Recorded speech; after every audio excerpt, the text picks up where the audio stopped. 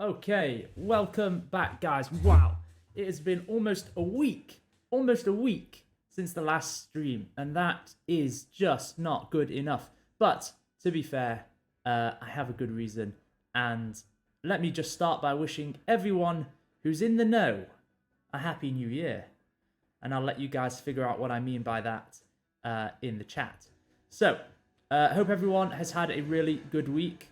I think a week off, it brings perspective to the work. So we're going to read this through with fresh eyes, and then hopefully we are going to make some good decisions on what needs to happen with this plot. I'm also aware that a lot of those older videos are sort of coming off one by one from Twitch. So I've tried to highlight everything so you can catch up with all the old episodes on the highlight reel, or go to the YouTube channel to Right Before Your Eyes YouTube channel if you want to catch up on the very earliest stuff. So, okay, without further ado, let's read through. So we've got a lot of work to do today. Let's try and get in a couple of hours of writing and see what we can do. So here we go. Back into the story with chapter 1. I'm going to tell you a story which you'll believe, and then I'll tell you the truth, which you won't. It goes like this. 3 days after I arrived in Japan, I came back to my hotel, and the concierge told me that a package had been left for me. She was wrong. I wasn't expecting a package. I didn't know anyone in Japan, nor had I told anyone that I was coming here, so who could be sending me a package? But she held it out to me all the same. It was a standard brown envelope about A4 in size with no obvious markings, not even my name. I asked who'd left it, but the concierge told me that it was a colleague who had accepted the package, and so she didn't know. Needless to say, I shouldn't have taken it, but I've never been one to make good decisions. The package felt heavier than it looked, and I heard a metallic sound inside. I'd once watched a documentary about those postal bombs back in the 1980s. They'd been filled with all sorts of scrap metal as shrapnel, and probably made the same noise just before they'd gone off. Not that I'm one of those paranoid nutcases, but I do have an ex-wife.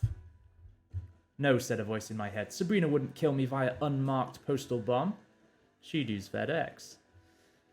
Is everything all right, sir? Asked the concierge. I don't suppose you'd open this for me. Sir? No, I didn't think she would, nor did I get the chance to convince her because another guest, some big fat American woman, barged me out of the way in order to check herself in. My God, I thought. She could have killed us all. I took the package back to my room on the second floor, sat at the desk, and after a few minutes of silent contemplation, I opened the package and looked inside. The metallic sound had been made by one of those puzzle boxes, the kind where you have to slide around the secret panels in order to unlock the contents. There was also a slip of paper inside. Its message had been written in cursive hand and read as follows. I know why you're here, Mr. Sharp. I know what you're looking for. Be at the Green Bird restaurant at 7 p.m. P.S. Bring the puzzle box. I rushed to the window and looked down at the street. I saw pedestrians all sorts going about their business, but nothing stood out as odd. Nobody looking up at my window, nobody in the adjacent building looking across into my room. I went to the door, checked the hallway. Nothing there either. Turning back to my room, nothing seemed out of place. I'd left the do not disturb sign on the door, and I knew the maid hadn't been in because the bed was still unmade from the morning. I checked the closet. Nothing appeared out of place. My single duffel bag still had everything that it should have. Nothing was missing. I rang down to reception to see if anyone had called the room today, but nobody had. I paced back and forth, staring at the opened package. Who was this person? How did they know who I was? And more importantly, how did they know why I was here? And who the hell sends a puzzle box anyway? Not Sabrina, that was for sure. She hated puzzles. And besides, she'd have written the message in blood. The alarm clock showed just after 6:15 in the evening. I knew there was a flight back to London at 7:10. If I hurried, I could make the airport in time. No, I'd spent too long getting to this point. If I missed this opportunity now, I'd never get it back again. But I couldn't take any chances. I called down to the concierge and had them order me a taxi to the Green Bird restaurant. Then I grabbed the puzzle box and headed out. In the back of the taxi, I examined the puzzle box. It was made of black wood, hard and smooth to the touch. The design was an elaborate geometric mosaic, and made my eyes hurt if I stared at it too long. I prodded the sides to find the secret panels, but I was too flustered to have any patience. How the hell had someone found me? Damn, I cursed, and the taxi driver shot me a look in the rearview mirror. I gave him a dirty look back. Problem? I said. Traffic's bad, he said meekly. And then he gives a reason. Okay, so we still don't know what this reason is. Okay, I told him to step on it. We moved through the east side streets of Shinjuku, going deep into Kabukicho, the red light district. Lots of gambling, prostitution, and lowlives this side of town. The kind of people I deal with a little too much for my liking. Then again, that's how I'd met Sabrina.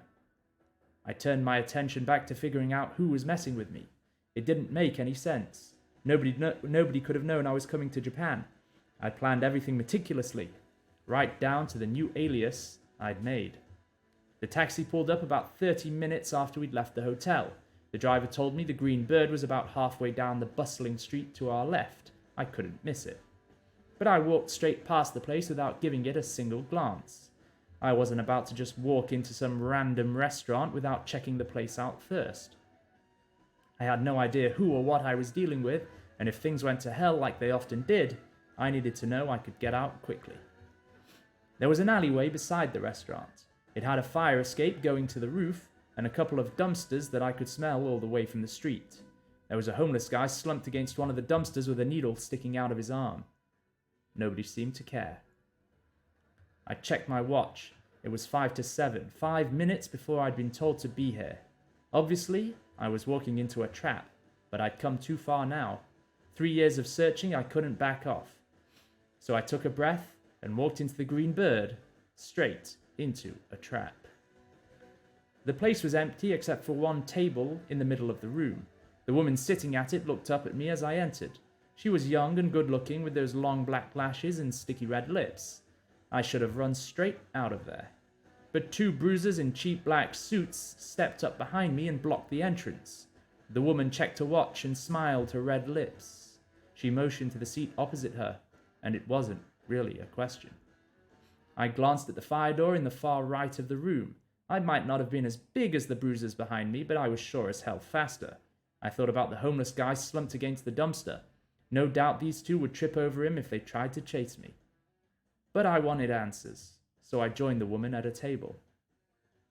"There's a story we tell children," she said, speaking in Japanese like she knew I could understand her, "about a troublesome tanuki who plagued an honest farmer for days on end. One day, the farmer laid a trap and caught the tanuki. 'Do not untie it,' he told his wife, 'before I come back from the market tonight.' But the farmer's wife was a kindly woman, and the tanuki's hopeless crying soon got to her.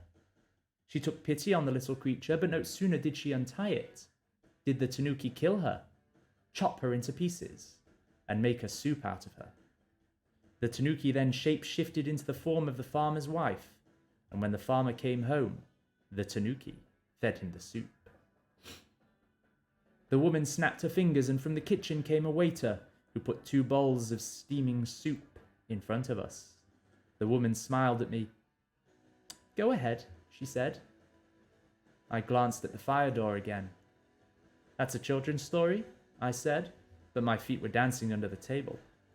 The woman ate a spoon of soup and licked her red lips. "My name is Kyori Matsumoto, Yakuza Captain 18, head of the clan Matsumoto and she who lays claim to the 4th Ward Shinjuku of the great city, Tokyo."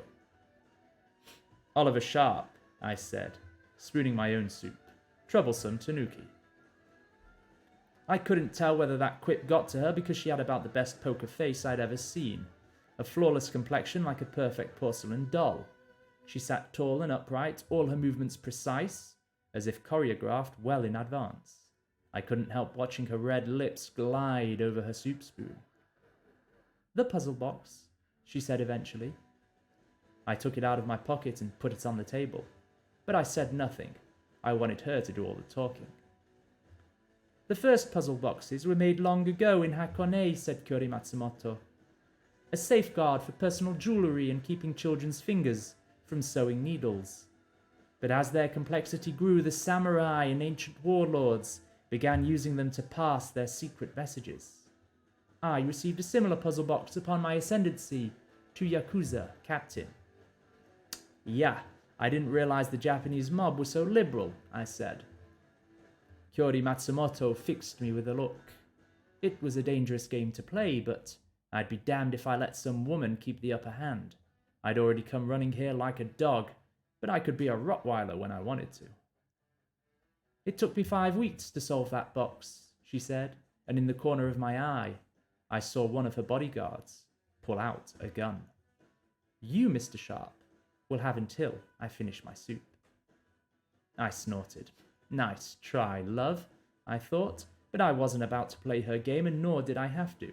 Her bodyguard wasn't going to shoot me while I was sitting so close to her, so I picked up my spoon and slurped my soup. The bodyguard snarled at me to show some respect, but the 18th captain of the Yakuza refused to be ruffled. I still had a clear path to the fire door, so I decided to test that cool exterior with a bit of shock treatment. I waited until she was down to a last spoonful, and then snapped up my own spoon and smashed it down on the puzzle box, shattering the damn thing and busting open its contents. Solved, I said. Kyori Matsumoto didn't flinch. In fact, I got the impression that it'd take a bomb going off before she might yawn. She glanced at the broken puzzle box, dabbed her lips with her napkin, and turned to her bodyguard. Tell them to serve the fish. The waiter served the next course, which I recognized instantly as fugu, or pufferfish. A single drop of fugu poison can kill an adult. Chefs have to undergo special training just to learn how to prepare it. Apparently, that makes it a delicacy. Not that I'd ever tried it, seeing as how a single plate runs upwards of $250. Kyori Matsumoto slipped the first sliver between her glistening red lips while I turned my attention to the puzzle box I had smashed. Among the debris lay a fluffy, white rabbit's foot. The farmer had a neighbor, said Kyori Matsumoto, picking up her parable, a crafty rabbit who swore to avenge the wife's death. He befriended the tanuki and invited him one day to harvest grass for the winter.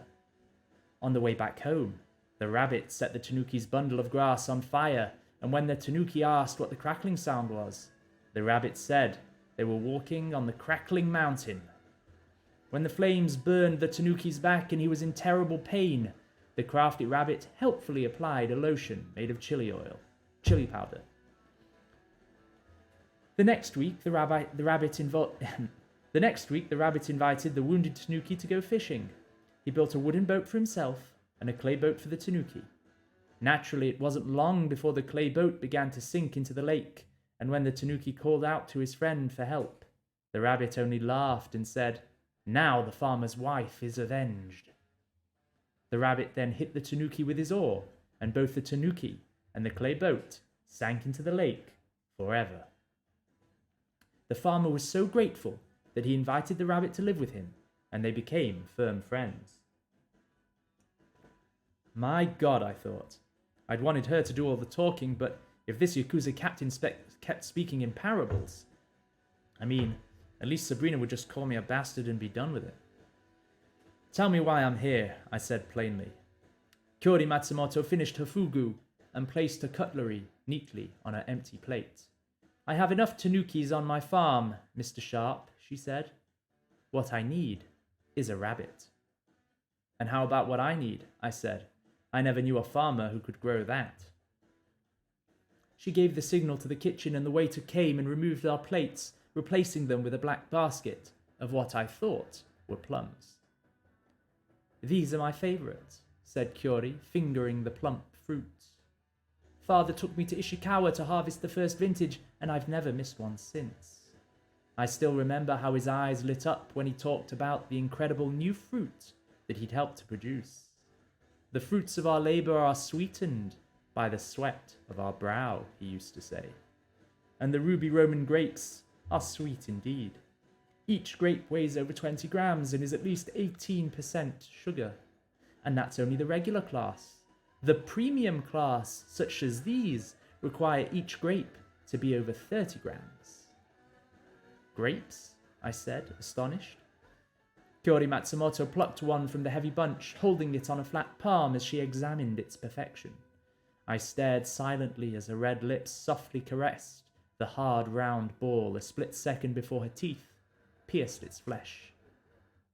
A trickle of juice ran down her chin, and she smiled at me as she swallowed. So you see, Mr. Sharp, the soil is rich in Shinjuku. Yeah, I thought, glancing back at the bodyguard who'd pulled the gun on me. But what's in the compost? How did you know I was in Japan? I asked.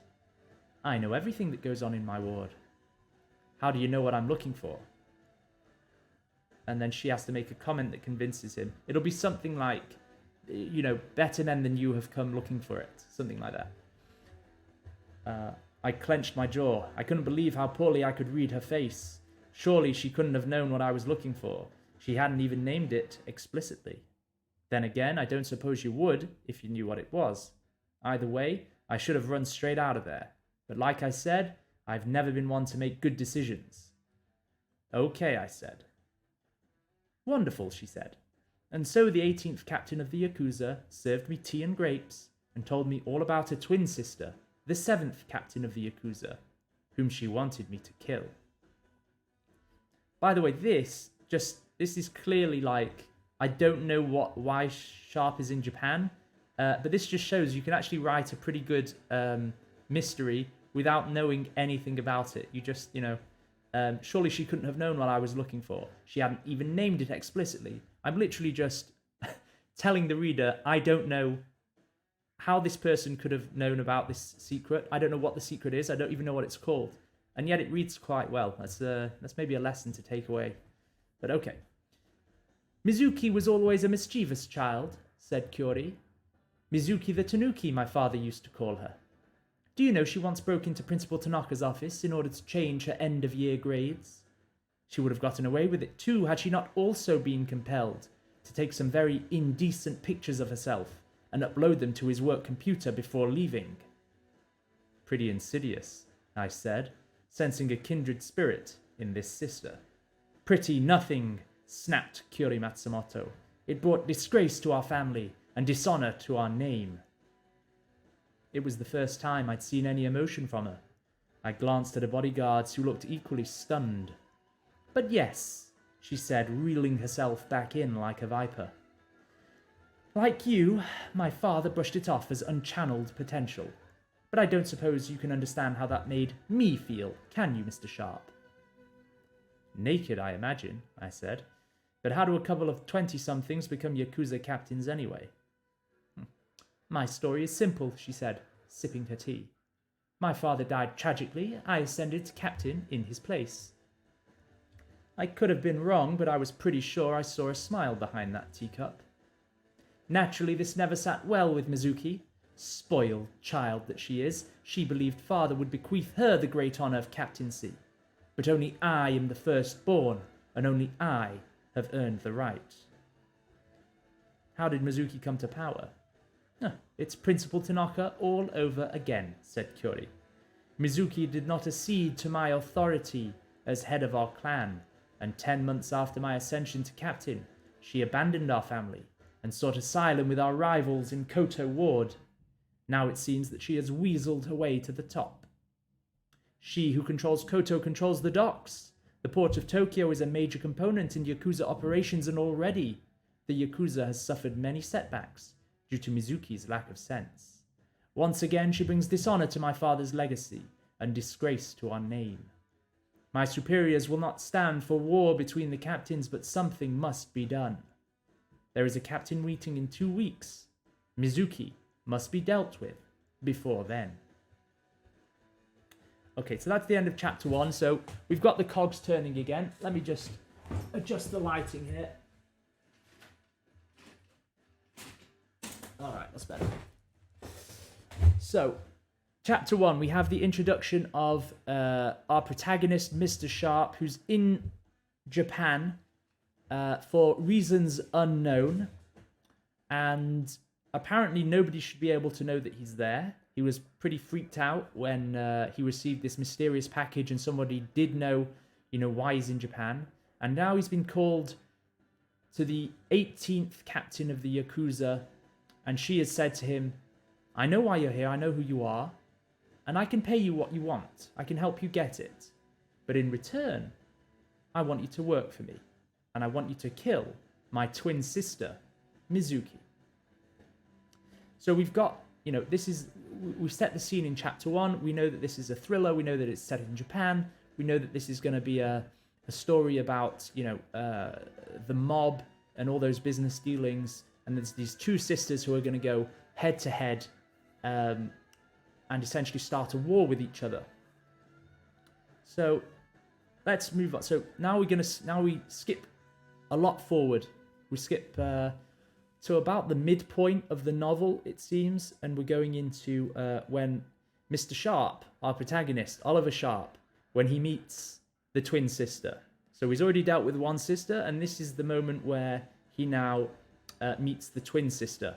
So we skipped ahead to this simply because we had all those good ideas of what should go on in this scene, and we can write a pretty good scene just with the ideas. Even though we don't know what's happened in the middle, we still have a fairly good idea. Obviously, this Sharp, he's going to try and infiltrate the enemy organization. He's going to pose as a businessman, something like that.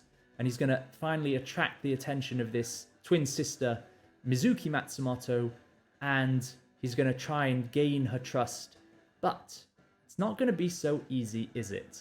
Because that would be a boring book to read. So let's see what we did in that scene. And then this is the scene, essentially, that today we want to try and shape up. Because we were having a little bit of, not difficulties, but it was just hard to see exactly what needed to happen in this scene. So let's read it through, and then we'll start to make some changes as we see fit. So remember, we had a week off, so we should be reading this pretty much with fresh eyes. So things should start jumping out at us. Okay. In the center of the room, I saw two people fighting with training katanas. They wore black kimonos and grunted loudly as their wooden swords clashed repeatedly. 8 other fighters stood around the mats watching the fight. I'd never seen anything like it.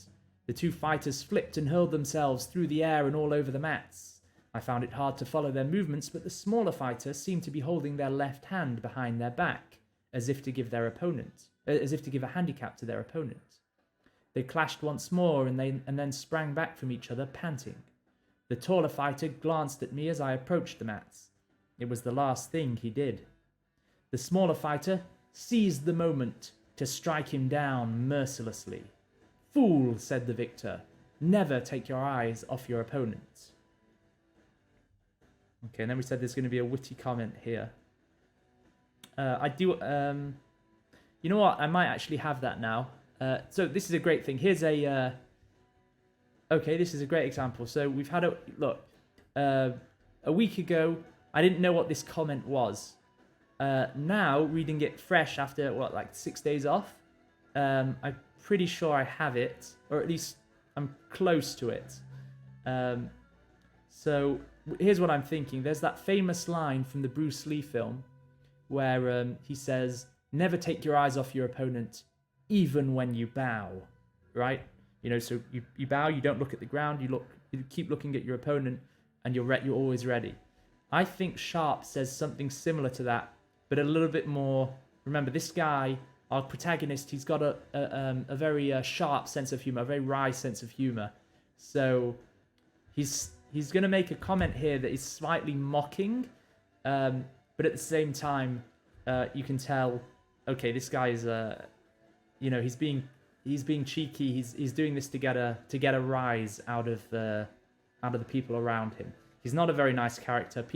He ruffles people up the wrong way. So I think it's never take your eyes off your opponent, even when they're closed. Right? It's totally stupid, but it's also at the same time it's totally badass.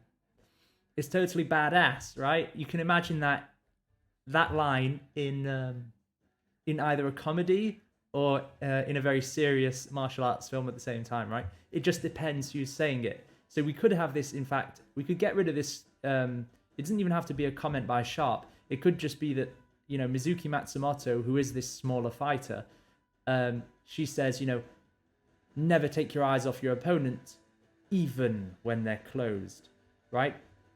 And we have that, and it sounds like, oh, that's a good line, oh, that's powerful. These people, keep one eye open when you sleep, basically. Or you can imagine it in, sort of, a comedy film where you've got the whole, all the martial arts guys standing around. The new guy is also in the pack, and the instructor says, never take your eyes off your opponent. And then you've got the mentor character just lean down to the new guy and say, even when they're closed. Something just totally ridiculous. So I think that's probably the line. So our guy, he makes a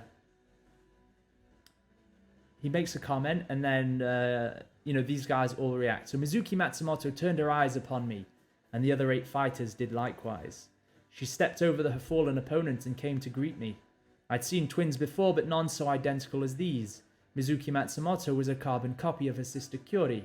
The same porcelain white skin, the same long black lashes. Only Kyori's lips had been red like crushed cherries, while Mizuki's were black like oil. Sharp-san, she said, keeping her left hand folded behind her back, while she extended her right hand towards me. An honor to meet you.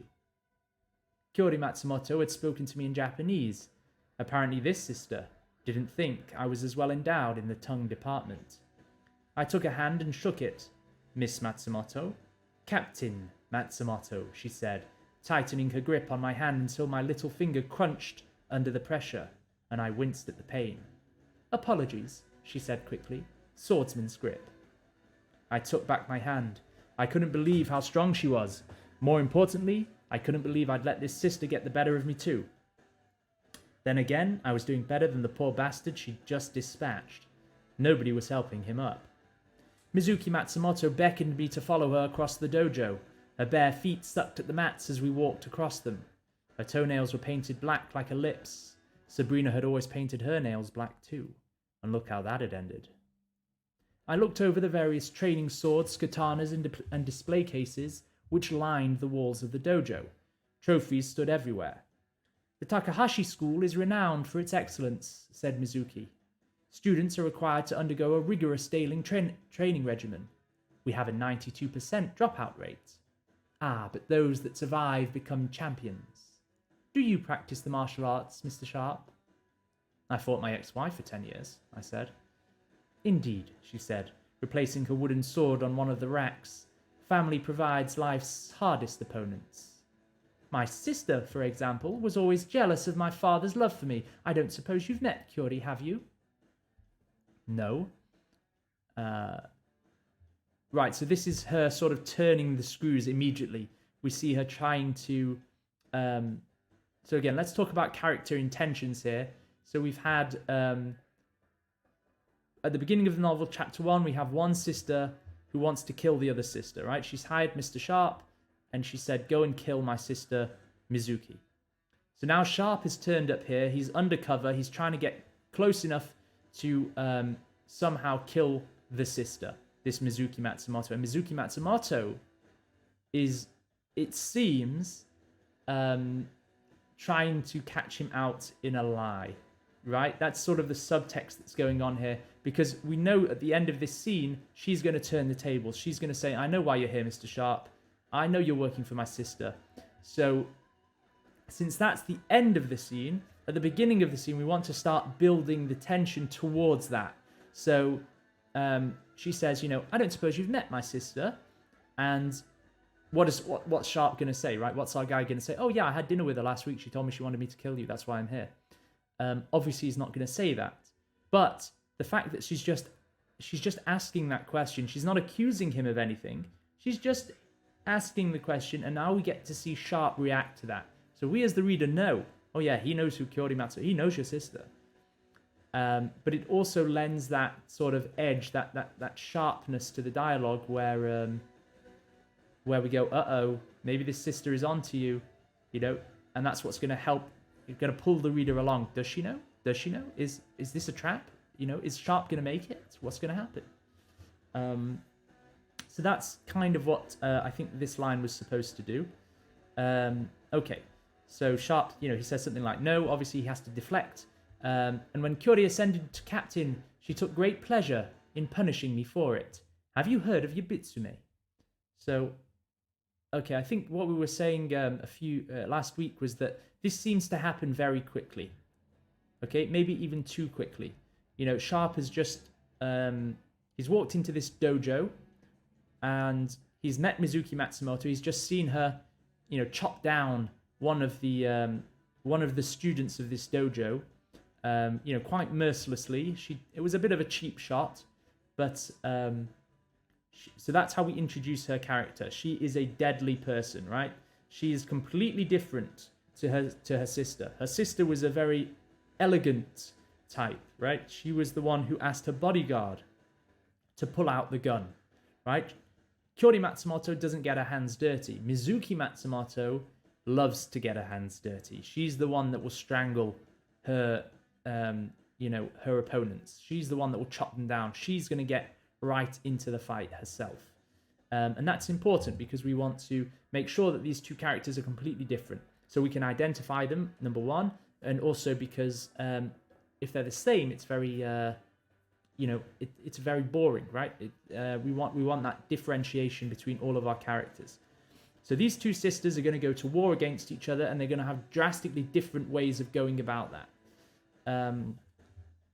So now we're getting this backstory, and we worked out quite a lot of this backstory,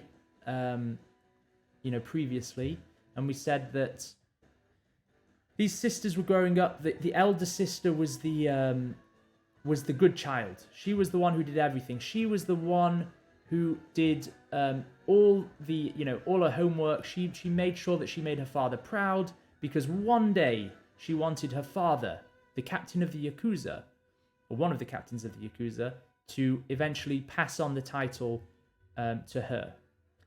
Her younger sister, Mizuki Matsumoto, was the mischievous child, right? She's the one who's getting into trouble all the time. She's not listening. She's bad in school. She breaks into the principal's office to, change her grades and uploads, indecent pictures of herself there. And she's terrible. And yet, the father favors the younger child. He loves her more. He showers her with affection. And so Kyori Matsumoto, the older child, she realizes, even though that she's being the good child and doing everything that's necessary, her father is not going to pass on the captaincy to her, but at the end of the day, he's going to give it to the undeserving younger child. And so Kyori Matsumoto, she kills her father and by force takes the captaincy under the pretense of birthright. She's the firstborn, and therefore she has the right to captaincy. Once that happens, once she becomes captain, she immediately uses her power to, bring the younger sister in front of her, and she does this. She takes her revenge, as we're about to see. So, what is this revenge? Have you heard of Yubitsume? I shook my head. Yubitsume is a ritual of repentance, said Mizuki, a way to atone for transgressions against another and humble oneself before the greater whole. She motioned me towards a glass display case containing a model hand holding a very sharp, ornate knife. I couldn't help but notice the crusted brown blood on the blade. Some say this ritual originated with degenerate gamblers who could not pay their debts, but in fact it dates back much further, to the ancient samurai and legendary swordsmen. You see, Mr. Sharp, in swordplay it is the little finger which grips the tightest on the hilt. To amputate this finger, then, is to weaken one's grip, and a weak grip betrays a weak warrior. She paused long enough for me to realize that I was massaging my hand from our handshake. Thus the warrior becomes more dependent on the protection of his master and pledges greater allegiance to his clan. I kept staring at the hand in the glass box until I suddenly understood what she was driving at. You don't mean... Mizuki Matsumoto brought out her left hand from behind her back, or rather, what was left of it. 14 offences did Kyori accuse me of the day after her ascension. For each offence, another knuckle was cut off. Right? So we have this ritual of yubitsume, which is something we researched that the Yakuza do. And basically, if someone is disloyal to his clan, they take his left hand, they give him a knife, and they say, chop off the top of your little finger. And then for each offense after that, they make him chop off, even more of his hand. So this Mizuki Matsumoto, the younger sister, as soon as Kyori Matsumoto ascended to captain, she killed her father, goes, takes the captaincy for herself, brings the younger sister in front of her and says, you were always the favorite child. It wasn't fair. And now I'm going to take it out on you. And she makes her younger sister essentially cut off pretty much all of her hand out of spite. So Mizuki Matsumoto then, so let's finish off this backstory. So we have it, and then we're going to do some writing in a second. I just want to make this all clear in my mind, as well as your guys, as well as you in your minds. So then Mizuki Matsumoto, after she chops off all of her fingers and her hand, after she's totally disgraced by her older sister, she runs to a rival Yakuza clan, and she says, "Take me in, because look at what my sister's done to me. Take me in, and I will help you destroy my family." And so this Yakuza clan that she goes to, the boss, the captain of this Yakuza clan, who we said was, what was his name? Kenji Takahashi, who owns this dojo, right, as well. He's, a founder of a dojo. He takes the younger sister in and he said, "Okay, I see what's been done to you and I see that it's wrong, but I'm going to train you up. You're undisciplined," right? The younger sister, remember, was a very rebellious youth. He says, "I'm going to train you. Come and I'm going to put you through my school," right? Which we've just seen was the, they have a rigorous daily training schedule, right? A 92% dropout rate, right? So we see that this Mizuki, after all these years, has developed her skills, has become a much shrewder opponent to her sister. And now, after going through all this training, she has worked her way up the ranks of this rival Yakuza clan. And when Kenji Takahashi, the captain of that clan, when he dies, he bequeaths his captaincy onto the younger sister, and now the younger sister is in a position to go to war against her older sister Kyori. And that's the backstory to this novel. So we've got many tropes going on here, but they're all good tropes. We've seen them before, and we're on the edge of our seats. We want to see this fight go on. We want to see how sharp our character, our main guy, our protagonist, he's caught in the middle of these two sisters who want, who are just going to go to carnage, right, against each other. So she shows him this hand that she's cut off, and she's kept it as a trophy. We see that scene, right? We know that, right? She turns up at the doorstep of this dojo, and she says, look, my hand. She's just holding the pieces of her hand, right? And this, master, this dojo sensei says, yes, we're going to take that hand.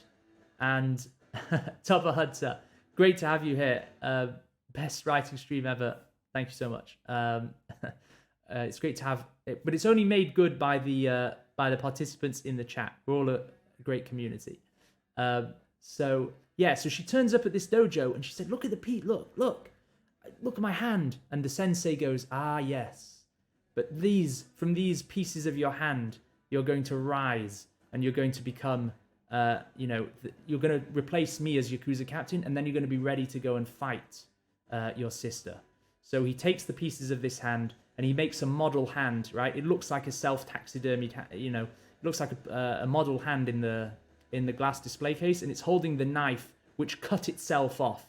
And Mizuki Matsumoto, throughout her training at the dojo, has been able to look at that hand and remember, this is why I am training so hard. This is the fire that's kept her going, because one day I'm going to be ready. One day I'm going to take on my sister, and I'm going to, go to war, and I'm going to beat her, and I'm going to take revenge. So this sister has a whole revenge tale behind her, and that's what's driving her. So that's pretty much what that's the whole backstory. And we know that Sharp, right? Sharp, our protagonist Sharp, he's turned up at this dojo, and yeah, she got a pack of dinosaurs and won the war. I'm not sure if we can use dinosaurs in this. We might be able to, though, if we take this down a fantasy route, which I'm still not sure we can't, right? We had all this mysterious stuff about the puzzle boxes and all that. Let's see. Let's leave that open. But remember, Sharp has come to this dojo, and he's trying now to get close to this Mizuki Matsumoto in order that he somehow helps to bring her down. But Mizuki Matsumoto is already onto him. She knows what's going on. She's no fool. And that's what we see in this scene. So as we read on, so she explains about this hand thing, and then she says, oh, I hope I haven't spoiled your appetite, Mr. Sharp. Come, let's have some lunch. And in this lunch, and again, massive shout out to Kitty Wistful, because we decided how this lunch has got to end with Mizuki Matsumoto serving rabbit, right? And that harkens back to the parable that we had in chapter 1. So let's just read this. I think this was the last thing we wrote, and then we're going to go back, having had a week off, fresh eyes, fresh perspective. We're going to, go through this second chapter, and I think we can already. I have a ton of ideas on how to make this a whole lot better. I'm going to the open mic night on Saturday.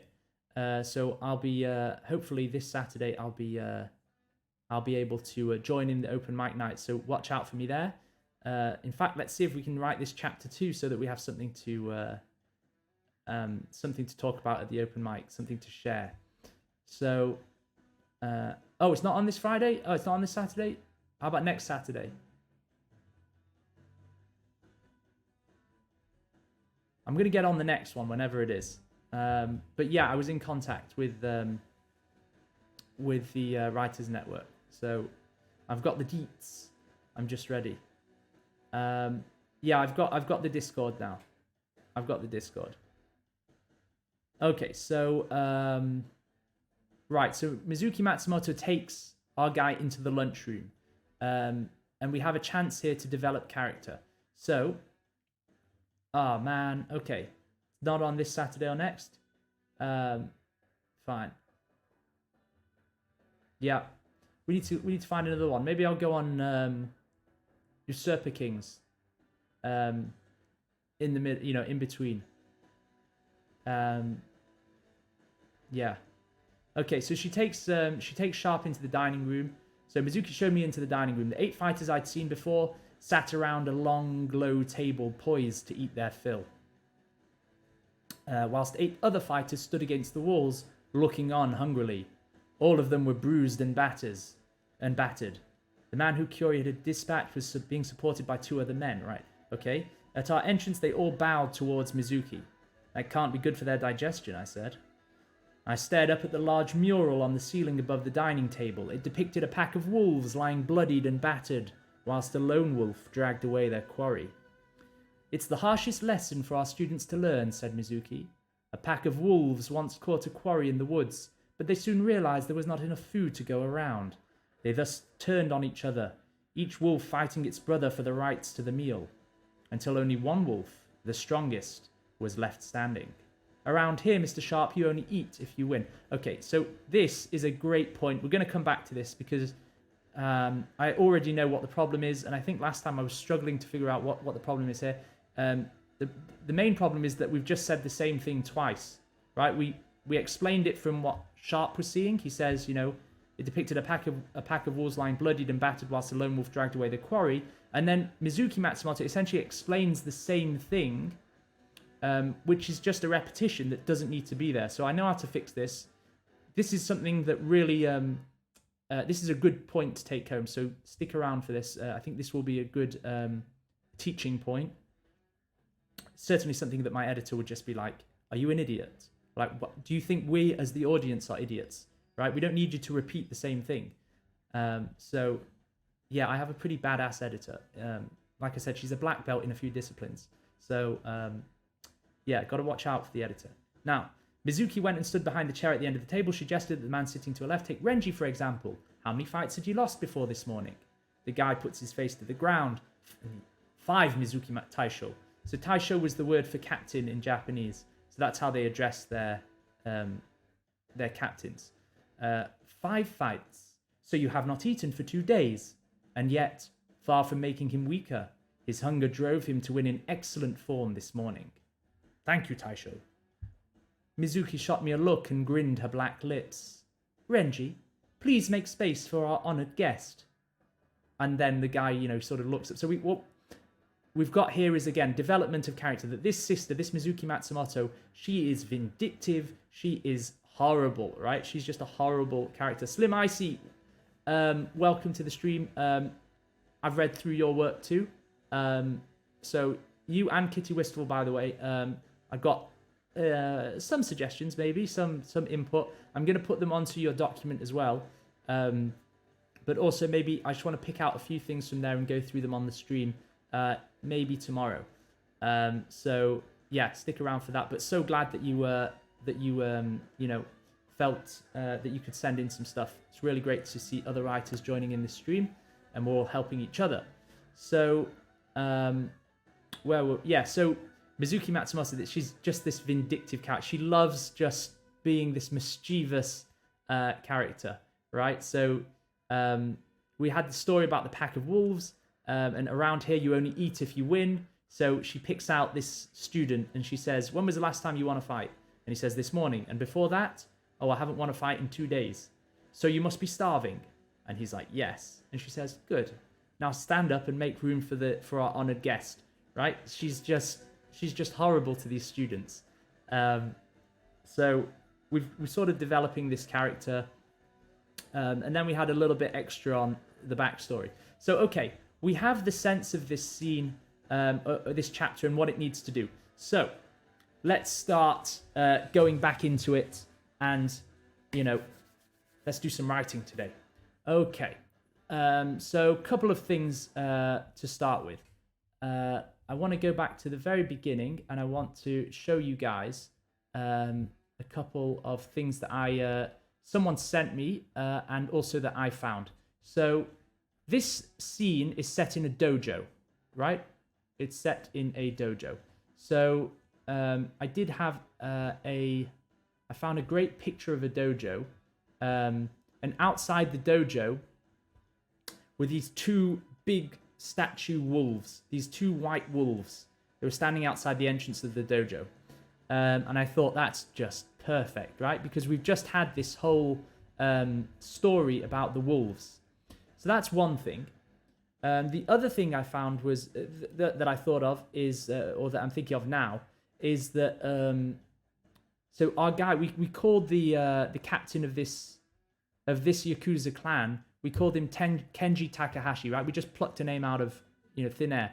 But maybe we should just name him, Wolf in Japanese, right? That his last name should be Wolf in Japanese. So everything starts to form a cohesive unit, right? We have the depiction of these wolves, and that's sort of the basis of this dojo. That's their number one principle. So let's use that, and let's say that also the guy's name is Wolf, and let's have these 2 wolves standing outside the entrance of the dojo, like I saw in that picture. Let's also have maybe an insignia, like a wolf insignia on their kimonos, right?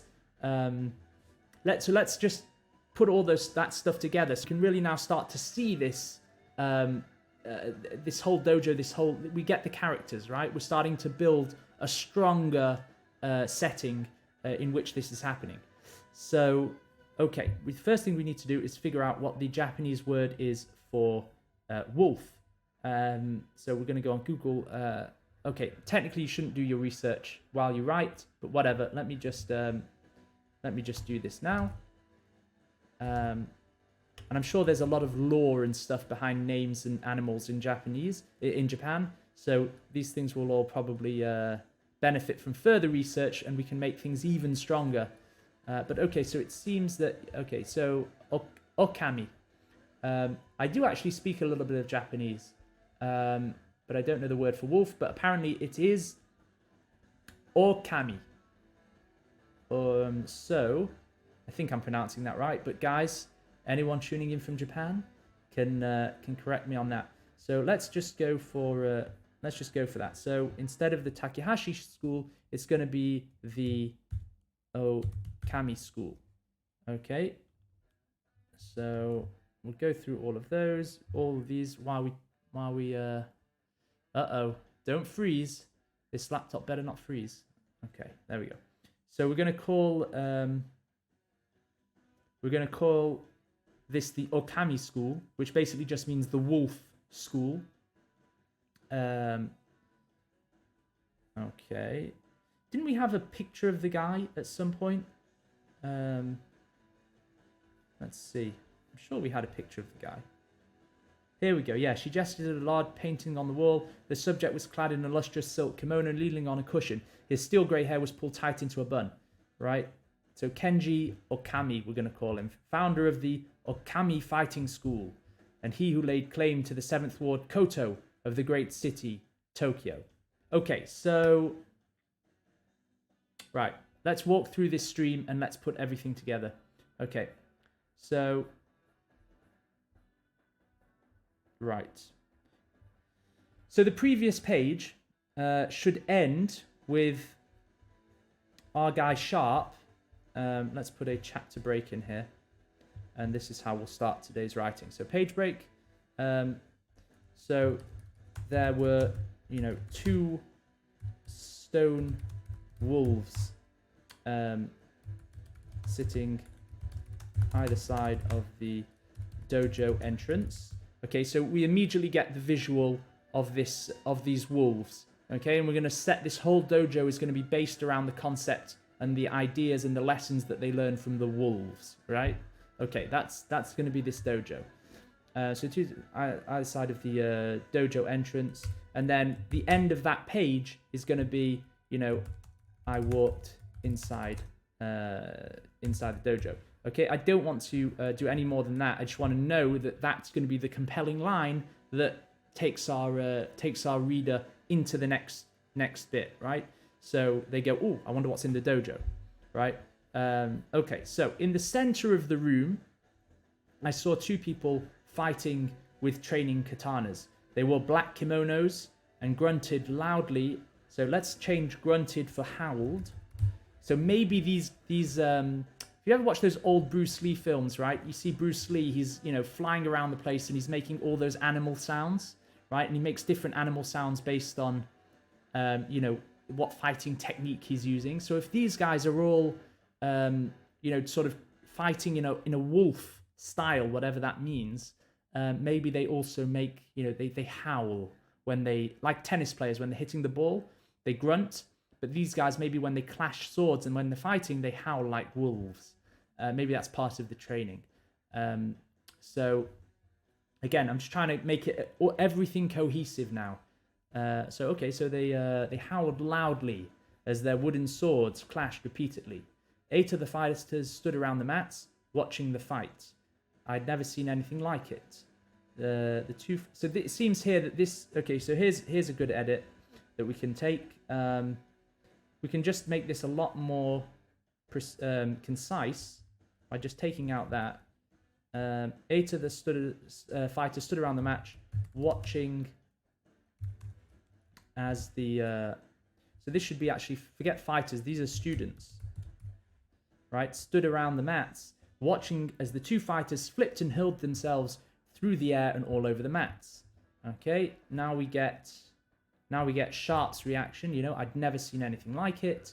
I found it hard to follow their movements, but the smaller fighters seemed to be holding their left hand behind their back as if to give a handicap to their opponent. So remember, this smaller fighter is Mizuki Matsumoto. This is how we introduce her character, and we're going to introduce it in a very dynamic way. So without stating outright that Mizuki Matsumoto is a badass, right, we are going to just show her, it's the show don't tell rule, we're going to show her, even though she's one-handed, that she can still take out, a guy who is, probably, a very good fighter in himself and using both hands.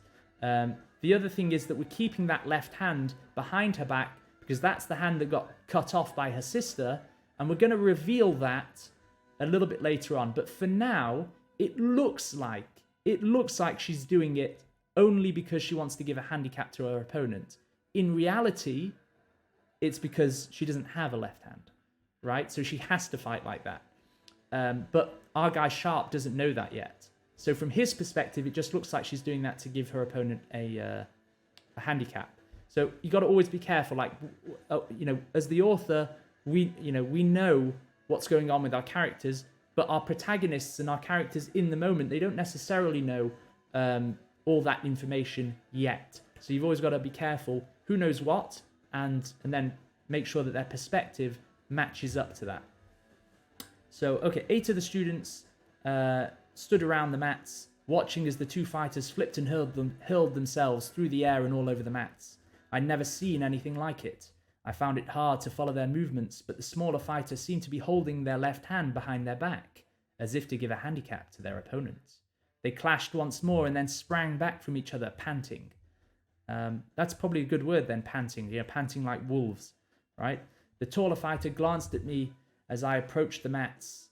It was the last thing he did. So I think we want to just go immediately into this next line of, fool, said the smaller fighter.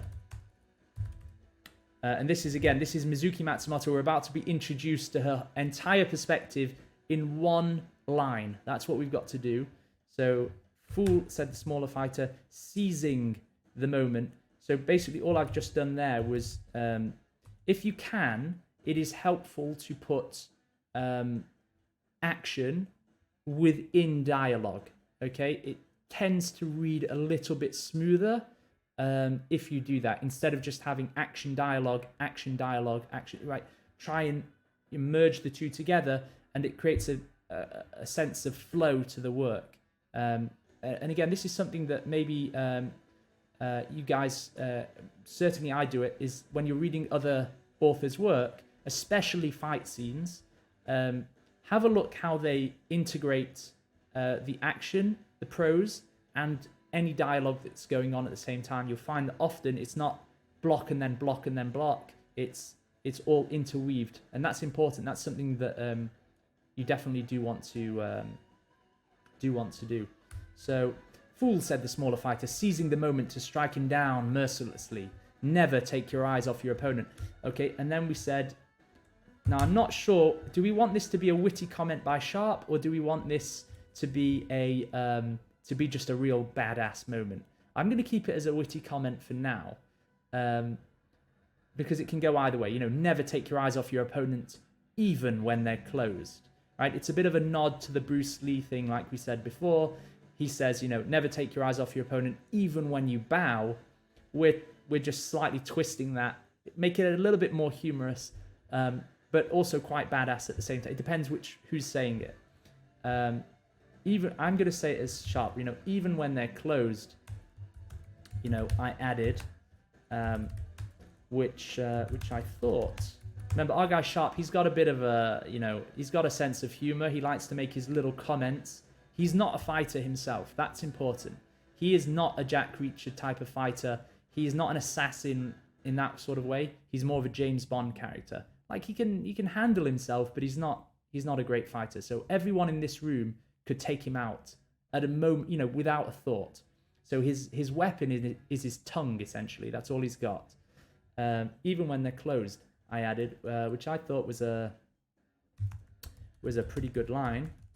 And for all of you guys who are writing screenplays, remember the difference between a screenplay and a novel is a screenplay just has the action and the dialogue.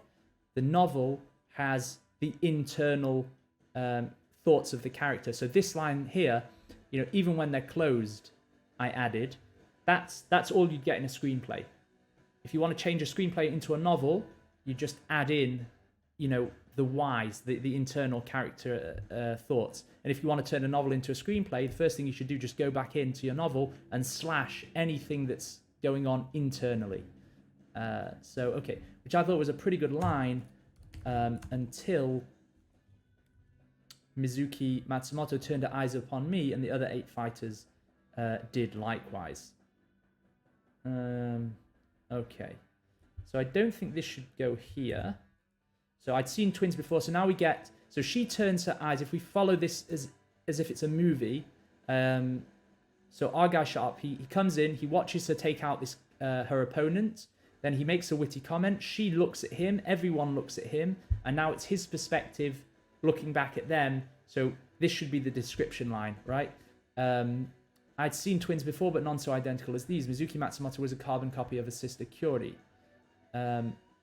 That's probably, just repetition that could be cut down, but okay. The same porcelain white skin, the same long black lashes. Only Kyori's lips had been red like crushed cherries, while Mizuki's were black like oil. She stepped over her fallen opponent and came to greet me. Now, that's where that line goes. It just reads better, right? Because that action is now leading into the next thing that happens. Sharp-san, she said, keeping her left hand folded behind her back while she extended her right hand towards me. An honor to meet you. So a couple of things here just to keep in mind. Again, they might be obvious to everyone, but I'm just saying this because, maybe some people out there just will find this useful. There is something that we do need to keep repeating here, and that's this idea of the left hand being folded behind her back, right? So we saw it at the beginning. It seemed as if it was to give a handicap to her opponent, and again, she's keeping her left hand because later on, in about a page time, when she talks about the fact that she had to cut off her left hand, when she'll then, at that point, she's going to bring out the left hand, and we need it to have already been established in the character, in the reader's mind. Oh, why is she keeping her left hand behind her back? She's always keeping it behind her back. And then she pulls it out and shows us it's because she doesn't have a left hand, right? So if we didn't lay this groundwork here, it wouldn't hit as hard as if it wouldn't hit as hard, right? So we just need to. It's again something to keep in mind. If you're going to have a sort of a climactical moment, make sure that the groundwork has been laid before. So that's why that's important. An honor to meet you. Kyori Matsumoto has spoken to me in Japanese. Apparently, this sister didn't think I was as well endowed in the tongue department. So again, just highlighting the different characteristics of these sisters. We had this is the funny hats, to quote Neil Gaiman, right? We need to be able to differentiate these sisters, these two different characters, especially if they're twins. So Kyori's lips, we had those red lips, those luscious red lips that we saw in chapter 1. And now the sister, she's going to have these black lips, right? It's also appropriate that she has black lips, even if it's not like, even if she's not sort of a gothic character, because she's in a period of mourning, right? These guys, this dojo is in a period of mourning because their captain has just died. This Kenji Okami has just died, and Mizuki is now taking over as captain. But so while she's in a good position, she's just inherited the captaincy, she's become the 7th captain of the Yakuza. The previous captain has just died, and so these guys are all in a period of mourning, hence the black lipstick and all the rest. That could be a reason for that as well. It's not something, though, that we have to say. It can just be sort of there, and readers can read into that if they want to. So, okay. I took her hand and shook it. Miss Matsumoto. So this is Sharp being his regular annoying self. He's just probing his opponent. Again, his only weapon is his tongue, right? So he's not calling her by captain. He knows full well that this is a captain of the Yakuza. And like any captain, like any doctor, right? They all want to be referred to by their title. You just try saying to a doctor, Mr., right? And you're going to get an earful. In general, not every doctor is like that. I know some lovely doctors, and I'm sure there are some lovely doctors joining us on the stream. But, in general, people like to use their title. So he's deliberately not using it. Miss Matsumoto. Captain Matsumoto, she said, tightening her grip on my hand until my little finger crunched under the pressure and I winced at the pain. We have this back and forth between the characters, right? He's tried to, sort of undermine her authority, and she just crushes his hand. Because remember, she's one-handed. She's a one-handed fighter. So, what are the repercussions of that? One of them is that she must have a super, super strong right hand, right? If her left hand is chopped off, her right hand is going to pick up the slack. So we're going to say that she has this incredibly powerful right hand, super strong. And when she goes and shakes our protagonist's hand, she's just going to crush it, right? And our protagonist, who already we've set up in the past, he's got a bit of a problem with women and doesn't like to be, sort of thwarted by women or challenged by women. He's already going to be, on the back foot here. So these things are all built in. They're starting to form a cohesive whole. And this is all, just going to be great to read because it all hangs together. So I think we're doing pretty well so far. Remember, once this novel is finished, I'm going to send it to my editor, and then I'm going to show you guys all the edits and comments that she makes. And you guys are going to be able to see, oh, wow, you were so wrong, Raph. You're going to be able to point to these videos and just quote me. And, it'll be quite funny, I guess. But anyway, so he went to, apologies, she said quickly, swordsman's grip. I took back my hand. I couldn't believe how strong she was. More importantly, I couldn't believe I'd let this sister get the better of me too, right? So we've got this, we have his character coming through here, which is important. So I don't think we need the last bit here though. I think this is just taking up space. So if you remember our rules of writing, that every page should start as if it's the first page of the novel, and the end of the page should be it should have a last line that compels the reader to turn the page. So this is the end of this page. I'm not quite sure that I particularly like this line. I mean, it's good that we're harkening back to the ex-wife, who we said is probably going to play a part in this. I think we can make this better. So let's read it through. I took back my hand. I couldn't believe how strong she was. More importantly, I couldn't believe I'd let this sister get the better of me too. Mizuki Matsumoto beckoned me to follow her across the dojo. Her bare feet sucked at the mats as we walked across them. Her toenails were painted black like her lips. Sabrina had always painted her nails black too, and look how that had ended. Yeah, I just don't think it has as much impact as we need it to. So let's say, okay, so Mizuki Matsumoto, she is the new captain and presumably the new head of this dojo. She's sort of the sensei now. So let's make sure we make that clear.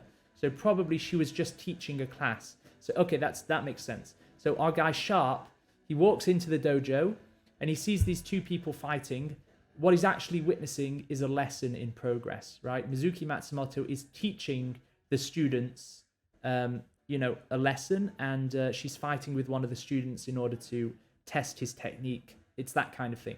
So she dismissed the other students, I guess. Students or fighters? Let's just put fighters for now. And then beckoned me to follow her across the dojo, right? Yo, Klondike Nation, great to have you here. What's up? What's up? So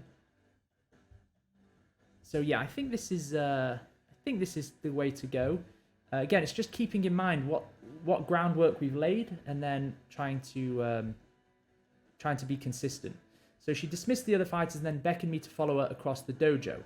Her bare feet sucked at the mats as we walked across them. Her toenails were painted black like her lips. So okay, what needs to go here? Let's bring in that wolf insignia. So we said that this whole dojo is going to be based around the wolf, right? The wolf is their sort of spirit animal or whatever it is. So let's put on the back of her kimono a white wolf insignia, stared at me, and in the pit of my stomach I felt it's something like that. That's not a great line, but it does a few things. Yeah, that is the first Klondike Nation. That is the thanks, appreciate that. So I could give you the guys who helped create that poster and that novel cover. If you go to, let me just put it in the chat actually. if I remember them right. I think that's how you spell it. So those guys, Damon Za, I think. Yeah, okay. Yeah, maybe. Who else hears voices? But yeah, that's the first novel, and you guys are welcome to read it and critique it. Love to hear all the critiques. But it is available wherever books are sold, so grab your copy. Yeah, but no, honestly though, that is one of the most frustrating parts of the book process is the cover, right? Because trust me, that took a long time to get to that. The hardest point is to, if we're not hearing voices, something is amiss. I think Klondike Nation makes a very good point. If we are not hearing voices, if we're not hearing the characters in our novels, then what are we doing, right? Who's telling us this story? Okay, so we have this first scene. By the way, let me tell you guys something. Let me tell you something that I have a problem with as a writer. It's these little tiny bits here where you want to get the characters from one point to another point, right? So you want to take them from one side of the dojo to another side of the dojo. I always had massive problems with that. Like, oh, how do I do this?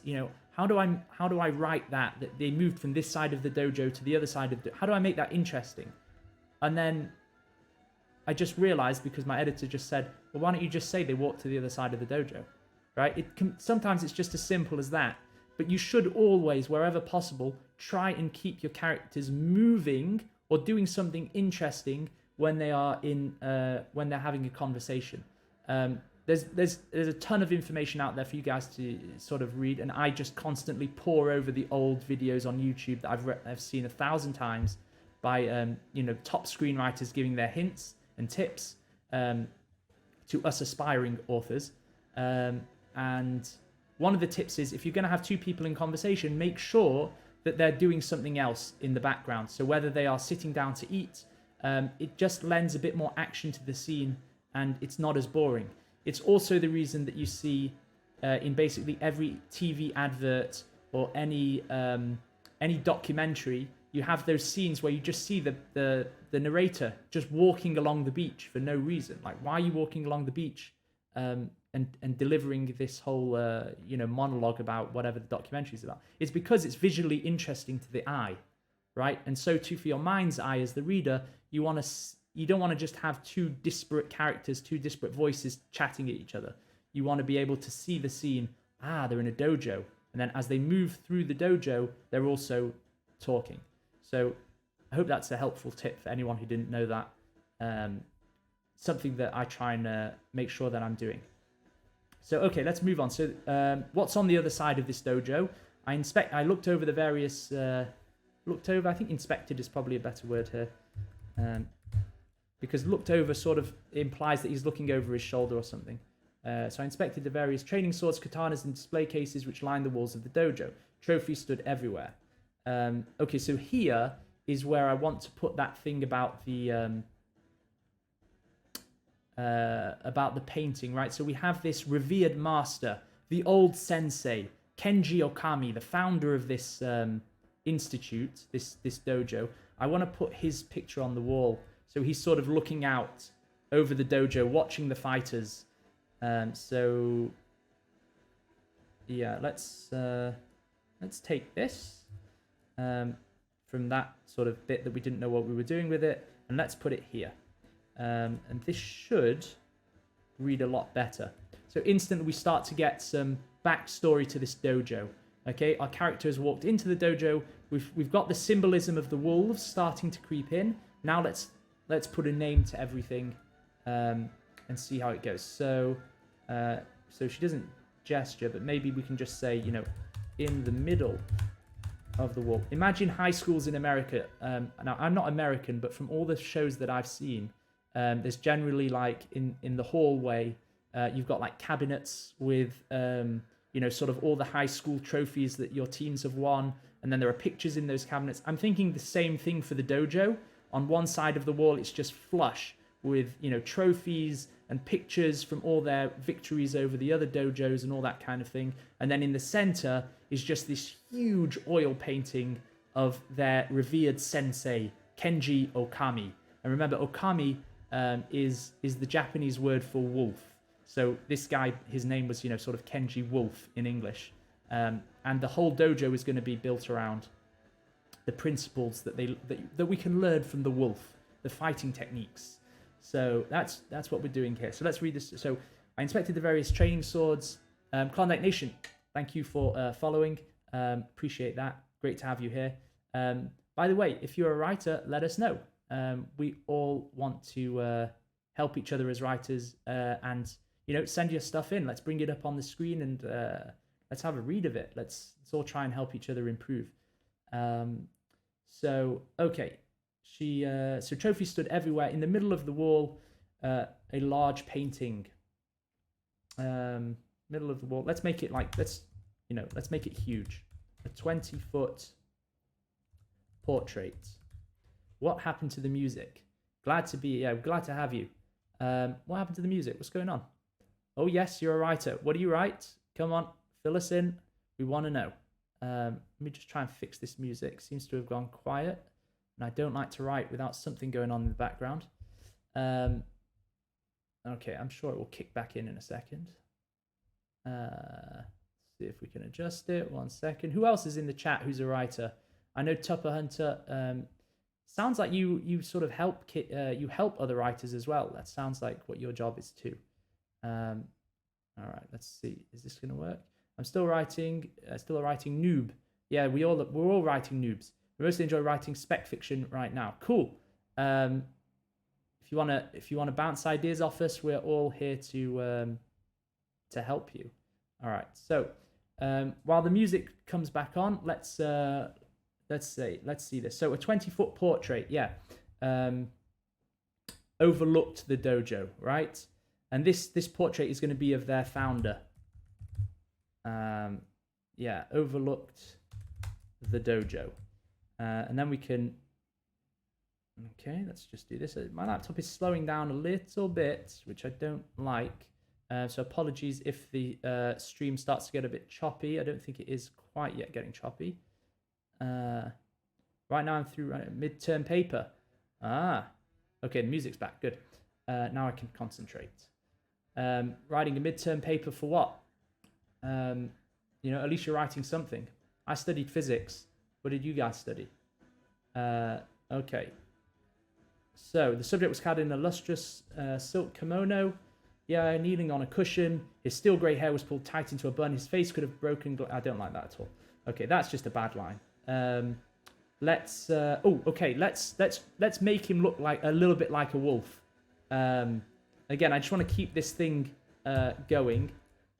So his menacing face, you know, had been exaggerated. Okay, this is the line. 2 G's, right? Okay, exaggerated with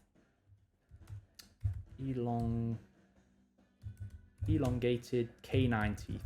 Okay, so if we're gonna set this whole dojo up based on the wolf, then you know, maybe this painting of the revered master, maybe he had it just slightly changed. So like they gave him slightly longer canine teeth and just made his face look a bit more aggressive. Because if this was a movie, when we get the shot of the portrait on the wall, we want to all be like a little bit taken back, don't we? We want to be like, oh crap, you know, that's a scary looking character, that's a scary looking dude. So that's what we want to do. English Lit major, Moby Dick, and oh wow, and culinary rhetoric.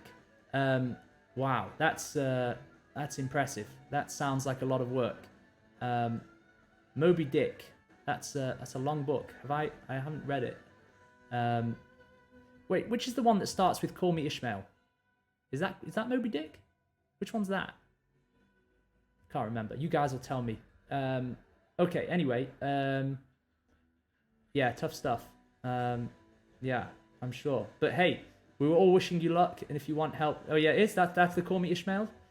Great first line.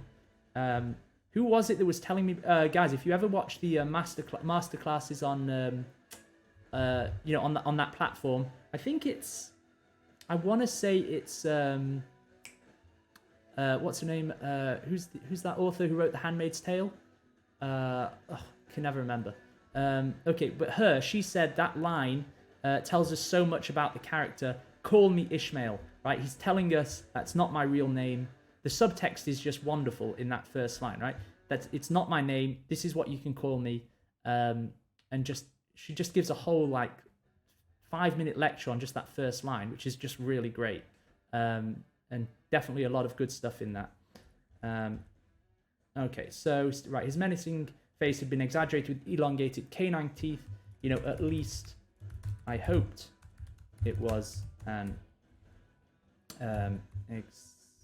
wow, exaggeration. Yeah, maybe it's not. Maybe this guy was a bit of a weird thing. Maybe this is the fantasy aspect coming into play. Who knows? Okay. So this should be our revered master. So now she introduces this character. Our revered master, Kenji Okami, founder of the Okami Fighting School, and he who laid claim to the 7th Ward, Koto, of the great city Tokyo. So basically, I'm introducing this character in the same way that Kyori Matsumoto in Chapter 1 introduced herself. Again, it's just those little consistencies that you want to keep. So go back to Chapter 1. How did she do it? I feel like we're missing a line.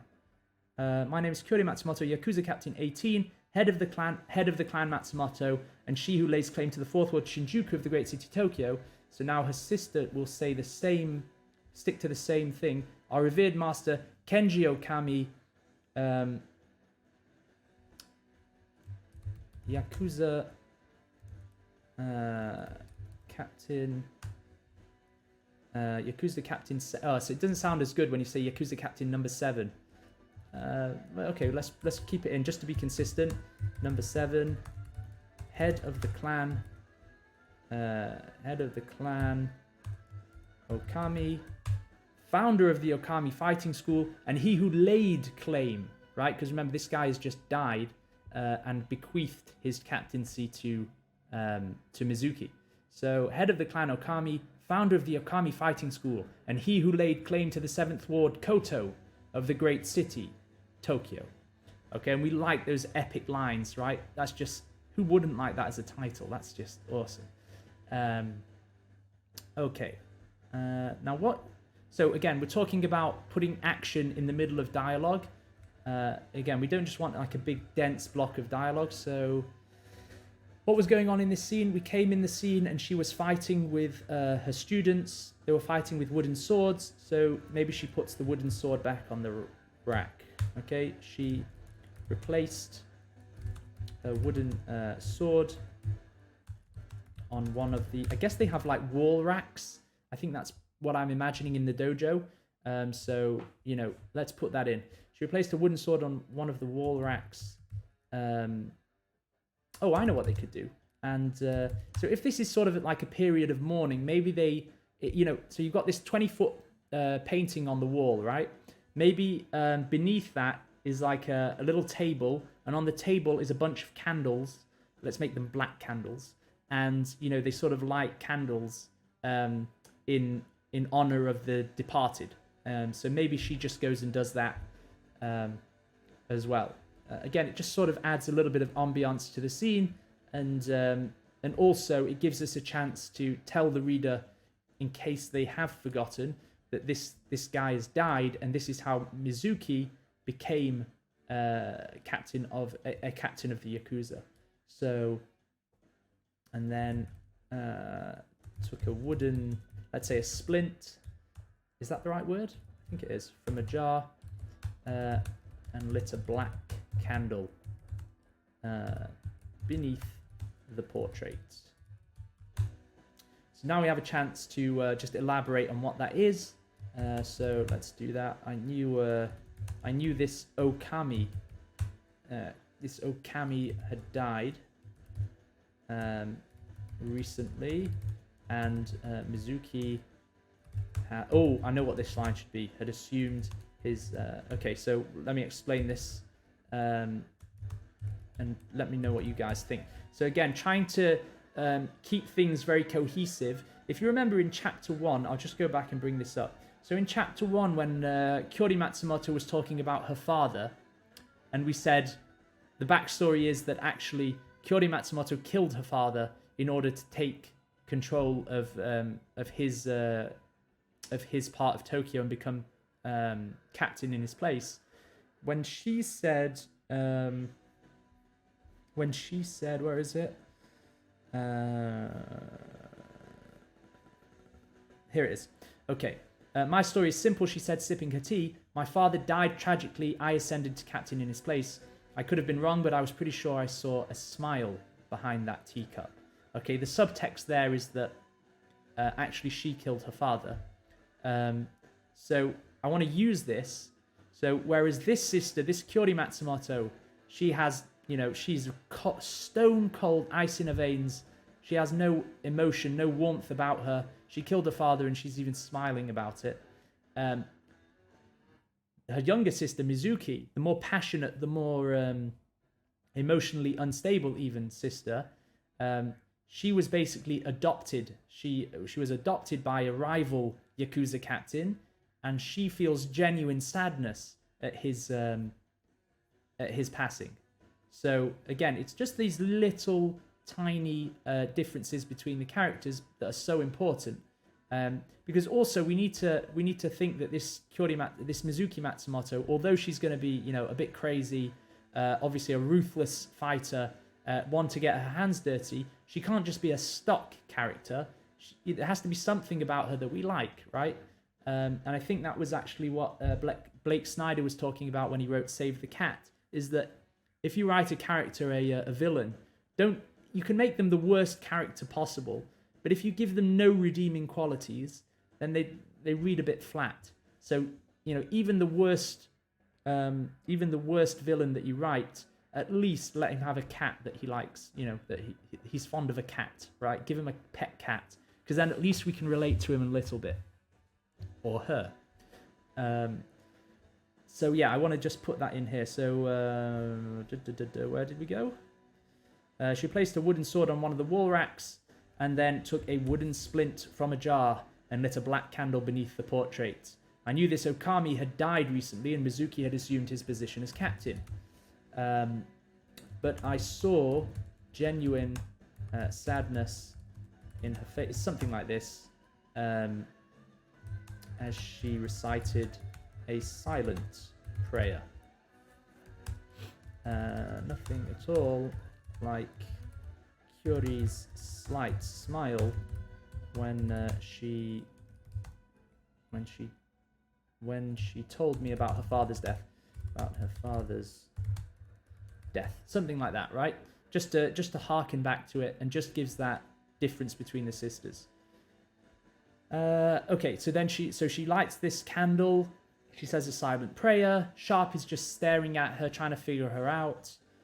And then she comes out of this. The Okami school is renowned for its excellence. Okay, so this page is, if we look at the page as a whole, we had the first page where we introduce Mizuki. That's the first part of the scene. We introduce Mizuki, and we introduce the dojo and the wolves and all that kind of thing. The second page, we are now giving the backstory of the dojo, or at least a little bit. So that's really the purpose of this page. It is helpful to think about each page. There should be a point to each page. So here we are getting the backstory of the dojo. Right, the Okami school is renowned for its excellence. Students are required to undergo. That just seems like excessive words that we don't need. Students undergo a rigorous daily training regimen, which we are proud to claim has a 92% dropout rate. Okay, and okay, we said, we had some martial artists on the chat a few days ago, last week, and they said, that's not necessarily, we think if you've got a really good sensei, then he's always going to bring up, he's not going to let anyone fall behind. right? So even if the training is really hard, a good sensei will get all of his people, all of his students through it. But this dojo is built on the principle that you only eat if you win, right? So this is a much more, this is a tough school. They only want champions here. It's like the Bulgarian weightlifting team, right? They were just put through hell every single day, and they made champions, but the amount of people that failed were, it was an incredible amount of failures for every success. I think it's the same with the Chinese Olympic, the Chinese Olympic teams for any sport. They're working with a pool of 1 billion people, right? So they can afford to have dropouts. They don't care. They're looking for those individuals that will make the grade. Okay, so students undergo a rigorous daily training regimen, which we are proud to claim has a 92% dropout rate. Do you practice the martial arts, Mr. Sharp? I fought my ex-wife for 10 years, I said. Right, we have his humor again coming through. But this, okay, and we were going to use this as a segue to get a little bit more, into the nitty-gritty. So let's, right, yes. Okay, here we go. So Mizuki, I think it needs to be something like this. So she asked a very innocent question, sort of, do you practice the martial arts, Mr. Sharp? I fought my ex-wife for 10 years, I said. So he makes this joke, and we need that to sort of backfire on him a little bit, because remember, he's here to kill this sister. He's been hired by Kyori Matsumoto to take out this younger sister somehow, and the last thing he wants to do is start talking about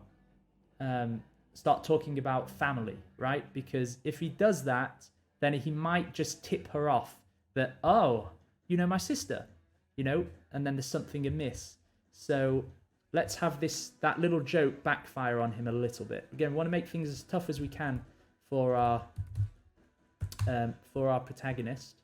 So Mizuki grinned. Yes, she said. We already did this before. So we don't need that now. Mizuki grinned. Yes, she said. Family provides life's hardest opponents. Something like that. Do we need the she said? I don't think we need the she said. Yes. Family provides life's hardest opponents. Okay. And then Sharp is going to be like, oh, crap. Backpedal here. No. Don't talk about family. I've been hired by your sister. So he doesn't want to go down this route. So let's just sort of have him internally curse himself for, that backfiring. Okay, I cursed myself.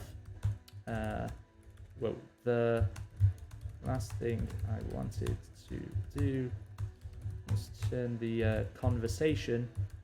Again, in a screenplay, you can't do this, but, that would all have to be implied by the text.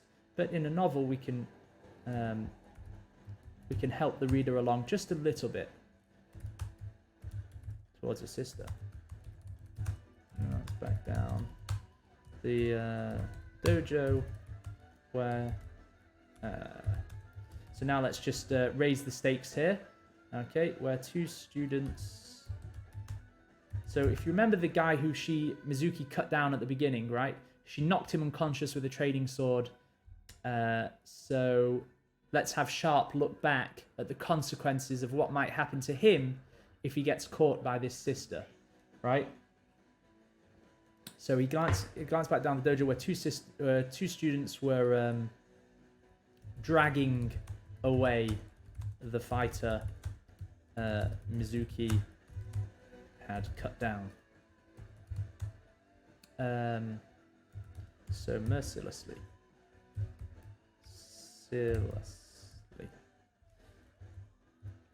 Something like that. Okay, so we have this, he's sort of looking over his shoulder, so what would happen next? So then, she's going to be like, is everything all right, Mr. Sharp? Something like that. So maybe you seem concerned, Mr. Sharp. Oh, or potentially this could be... Okay, so Sharp makes this... His tongue sort of trips him up, right? With this, I fought my ex-wife for 10 years. He opens the gate to, yes, family provides life's hardest opponents. Again, this is a little bit complicated here. Let's just restate it so that it's clear in my mind and everyone else's. Sharp's been hired to kill this sister. This sister knows that he's there to cause trouble. She knows that. But Sharp doesn't know that she knows. Okay, it's turning into that Friends episode. So Sharp doesn't know that she knows. So he's thinking, oh, no. I don't want to go down this route, right? The last thing I wanted to do was turn the conversation towards her sister, right? It doesn't matter which way he turns the conversation. She knows. But from his perspective, we need to keep things consistent. So that's why Mizuki is grinning here. Yes, family provides life's hardest opponents. She's just implying, I know why you're here, right? She's implying everything that she says. When we look back at the scene, once we reach the climax, the reader will be able to go back and go, oh yeah, she hinted at that the whole time that she knew. So that's, that was just a thought that came to mind. So I'm thinking here, maybe what Sharp does is he goes, oh no, I don't want to turn the conversation towards the sister. What's in that glass box over there? Let me just distract her. What's in that box over there? And in that box is the hand that was cut off. So he's sort of innocently going to this box, and then it's just gonna. It looks as though he's managed to change the conversation, but in actual fact, it just comes right back to it. He picks the worst possible thing that he could have picked to start a conversation about. So, you seem concerned, Mr. Sharp. No, so maybe I pointed to one of the one of the display cases. What's that? Something like that, right? He's just interested in this thing. Yeah, and I think this can come later. So we're about to go into this whole bit of the Yubitsume, and this sort of just really backfires on him. Okay, so what's that? Let's see.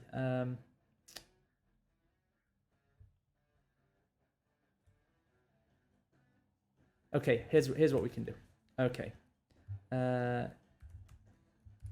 Okay, use this line, and then we'll just have him try and get out of his mess, and do it in a terrible way. You seem concerned, Mr. Sharp. I pointed to one of the display cases, so maybe he. I glanced around quickly and pointed to one of the display cases. Right, he's just trying to distract her attention. Is that a hand? What or what's that? What's that? Right, and then okay, so have you heard of Yubitsume? Okay, so then we're going to get into this whole thing here. Let me just put this stuff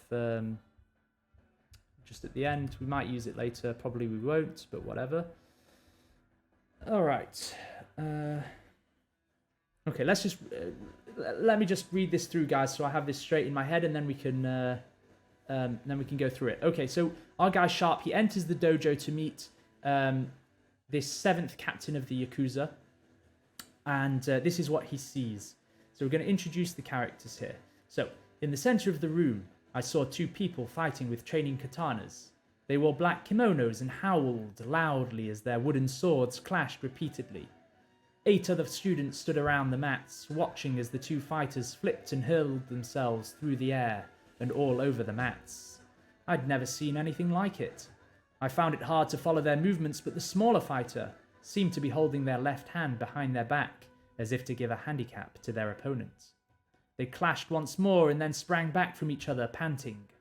The taller fighter glanced at me as I approached the mats. It was the last thing he did. "Fool," said the smaller fighter, seizing the moment to strike him down mercilessly. "Never take your eyes off your opponent." "Even when they're closed," I added, which I thought was a pretty good line until Mizuki Matsumoto turned her eyes upon me, and the other 8 fighters did likewise. I'm not sure this works as a witty comment. I think actually... I think this works better as an actual... As if she's saying it as a straight... As if she's saying it, straight. Let's read that again. Fool, said the smaller fighter, seizing the moment to strike him down mercilessly. Never take your eyes off your opponent, even when they're closed. So remember, she's teaching the class, actually. So that's like... She's making it a bit more than it needs to be. A bit ridiculous, but I think this reads better, right? What do you guys think? So even when they're closed. And then Sharp's going to be like, I might have rolled my eyes at that line.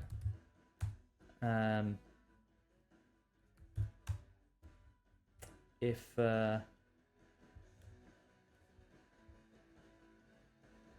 Mizuki Matsumoto hadn't immediately turned her eyes upon me and along with the other 8 fighters. Yeah, I think that just reads better, right? Remember, you got to be very, very careful. Me especially, because I like to put humor into dialogue. But this is a thriller essentially, and suspense is the build-up of tension, and humor is the release of tension. So I don't think it works as well to have that piece of humor right there. So I've changed it to this. I think it reads better. Fool, said the smaller fighter. Maybe that's an exclamation mark because she's about to now strike him. So it'd be like fool as she goes and just jumps in the air and just slices him down with a wooden sword. I imagine it that she hits him in the neck or something like that. Just a really vicious blow. Fool, said the smaller, seizing the moment to strike him down mercilessly. Never take your eyes off your opponent, even when they're closed. I might have rolled my eyes at that line if Mizuki Matsumoto hadn't immediately turned her eyes upon me, along with the other 8 fighters. I'd seen twins before, but none so identical as these. Mizuki Matsumoto was a carbon copy of her sister, Kyori. The same porcelain white skin, the same long black lashes. Only Kyori's lips had been red like crushed cherries, while Mizuki's were black like oil. She stepped over her fallen opponent and came to greet me. Sharp-san, she said, keeping her left hand folded behind her back while she extended her right hand towards me. An honor to meet you.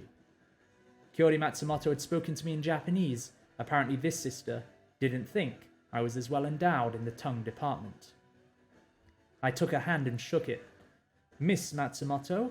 Captain Matsumoto, she said, tightening her grip on my hand until my little finger crunched under the pressure, and I winced at the pain. Apologies, she said quickly. Swordsman's grip. I took back my hand. I couldn't believe how strong she was. More importantly, I couldn't believe I'd let this sister get the better of me too. Mizuki Matsumoto dismissed the other fighters and then beckoned me to follow her across the dojo. Her bare feet sucked at the mats as we walked across them. Her toenails were painted black like her lips. On the back of her kimono, a white wolf insignia stared at me, and in the pit of my stomach, I felt a butterfly. Okay, not entirely convinced by that line, but I know what it's trying to do. I inspected the various training swords, katanas, and display cases which lined the walls of the dojo. Trophies stood everywhere. In the middle of the wall, a 20-foot portrait overlooked the dojo. The subject was clad in a lustrous silk kimono, kneeling on a cushion. His steel-grey hair was pulled tight into a bun. His menacing face had been exaggerated with elongated canine teeth. At least, I hoped it was an exaggeration. Our revered master, Kenji Okami, Yakuza Captain Set Number 7, head of the clan Okami, founder of the Okami Fighting School, and he who laid claim to the 7th Ward Koto of the great city, Tokyo. Let's just make this. It's a good introduction. I like it. Said Mizuki. Right, Yakuza, yeah. She replaced her wooden sword on one of the wall racks and then took a wooden splint from a jar and lit a black candle beneath the portrait. I knew this Okami had died recently and Mizuki had assumed his position as captain, but I saw genuine sadness in her face as she recited a silent prayer. Nothing at all like Kyori's slight smile, when she told me about her father's death. The Okami school is renowned for its excellence, said Mizuki. So she's just said a silent prayer, so I'm just going to emphasize the fact that there's a little bit of a gap. Okay. Students undergo a rigorous daily training regimen, which we are proud to claim has a 92% dropout rate. Do you practice the martial arts, Mr. Sharp? I fought my ex-wife for 10 years, I said. Mizuki grinned. Yes. Family provides life's hardest opponents. Idiot, I cursed myself. The last thing I wanted to do was turn the conversation towards his sister. I glanced back down the dojo, where 2 students were dragging away the fighter Mizuki had cut down so mercilessly. You seem concerned, Mr. Sharp. I glanced around quickly and pointed to one of the display cases. What's that?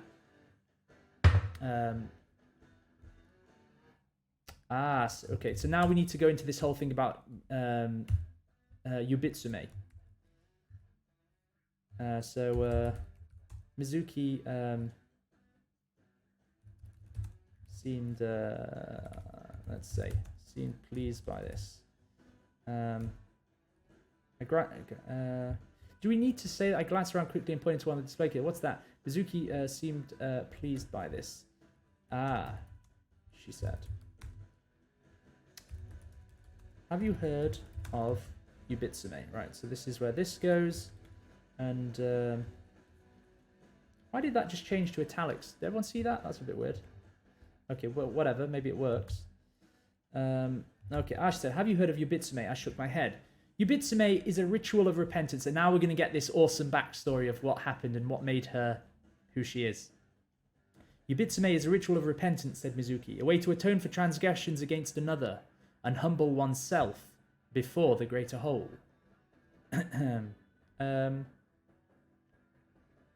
Okay, so we can't put this here. This, okay, I think I know what I want to do here. So this line, remember, we want to end each page with a compelling last line. So this idea of the crusted brown blood on the blade, that's probably enough to get a reader to turn the page. So Mizuki, okay, what's that? So let's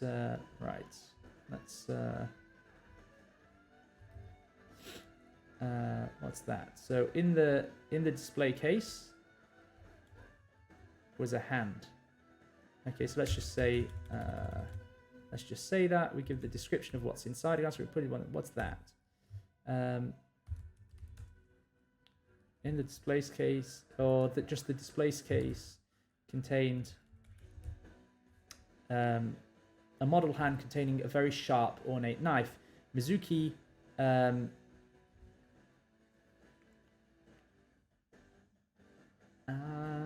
she said. Okay, whatever. I'm not gonna. I know what that's trying to do. I'll edit that tomorrow. Okay, Yubitsume is a ritual of repentance, said Mizuki, a way to atone for transgressions against another and humble oneself before the greater whole. I couldn't help but notice the crusted brown blood on the blade. Some say this ritual originated with degenerate gamblers who could not pay their debts, but in fact it dates back much further, to the ancient samurai and legendary swordsmen. You see, Mr. Sharp, in swordplay, it is the little finger which grips the tightest on the hilt. To amputate this finger, then, is to weaken one's grip, and a weak grip betrays a weak warrior. She paused long enough for me to realize that I was massaging my hand from our handshake. Thus the warrior becomes more dependent on the protection of his master and pledges greater allegiance to his clan. Okay, so I kept staring at the hand in the glass box until I suddenly understood what she was driving at. You don't mean... And then she pulls out this hand. Matsumoto brought out her left hand from behind her back. Okay.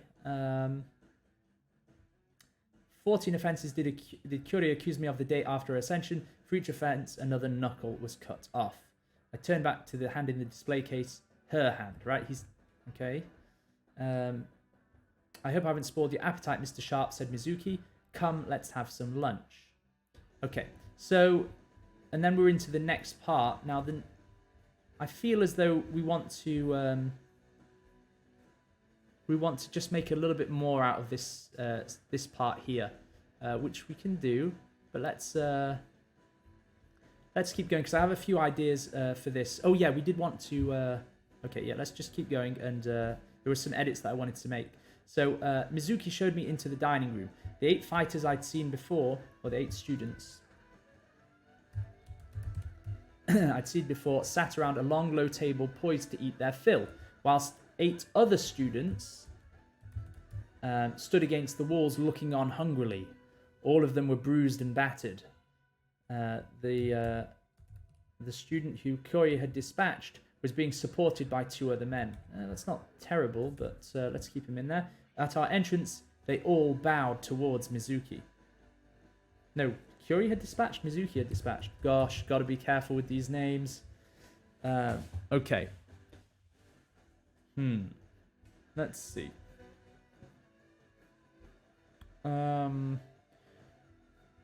Right, I don't think we need this humorous line. We need to... Okay, so this was the part... You remember at the beginning I said this will be a good teaching point. So listen to this and then I'll show you what it needs to be. I stared up at the large mural on the ceiling above the dining table. It depicted a pack of wolves lying bloodied and battered, whilst a lone wolf dragged away their quarry. It is the harshest lesson for our students to learn, said Mizuki. A pack of wolves once caught a quarry in the woods, but they soon realized there was not enough food to go around. They thus turned on each other, each wolf fighting its brother for the rights to the meal, until only one wolf, the strongest, was left standing. Around here, Mr. Sharp, you only eat if you win. So, okay, the problem here is just there's a bunch of repetition, and also it's treating the reader like an idiot, which you never want to do. So what do I mean? I mean that we can just depict this whole thing and let the reader work out the message for themselves. So this is basically what I think it should be. So this is what I'm thinking. It was painted in traditional Japanese style. Okay, so I'm seeing it as... I don't know if you guys have ever seen those wall panels. Let me see if I can bring some up, because I've got an image in my mind, and then let me just try and bring this up. So, 1 second. Okay, search this on Google. Again, you shouldn't do your research here, but I just want to bring this up. Yeah, this. Okay, how do I get this onto my screen? 1 second. I think it's this kind of a panel. If you guys have ever seen these Japanese wood panels, these artworks, they look like this. Right? It's this kind of thing, right? So can we get a bigger photo of this? Maybe not. Let's see. Can we open the image in a new tab? Yeah. Okay. This kind of a thing, right? You get these like wooden panels, and then they paint it, and then you see like all of this kind of... it's like a comic book almost, right? Maybe not this exact one, but like each panel is like a panel of a comic book. That's the kind of thing that I'm seeing in my head. So let's just move this over here. So let me try and describe it. So it's painted in traditional Japanese style. The scene split across 4 panels, a bit like a comic, book. Okay, and then we'll say the first panel showed a pack of wolves. Okay, so yeah, just literally go like this, chasing a quarry through the woods.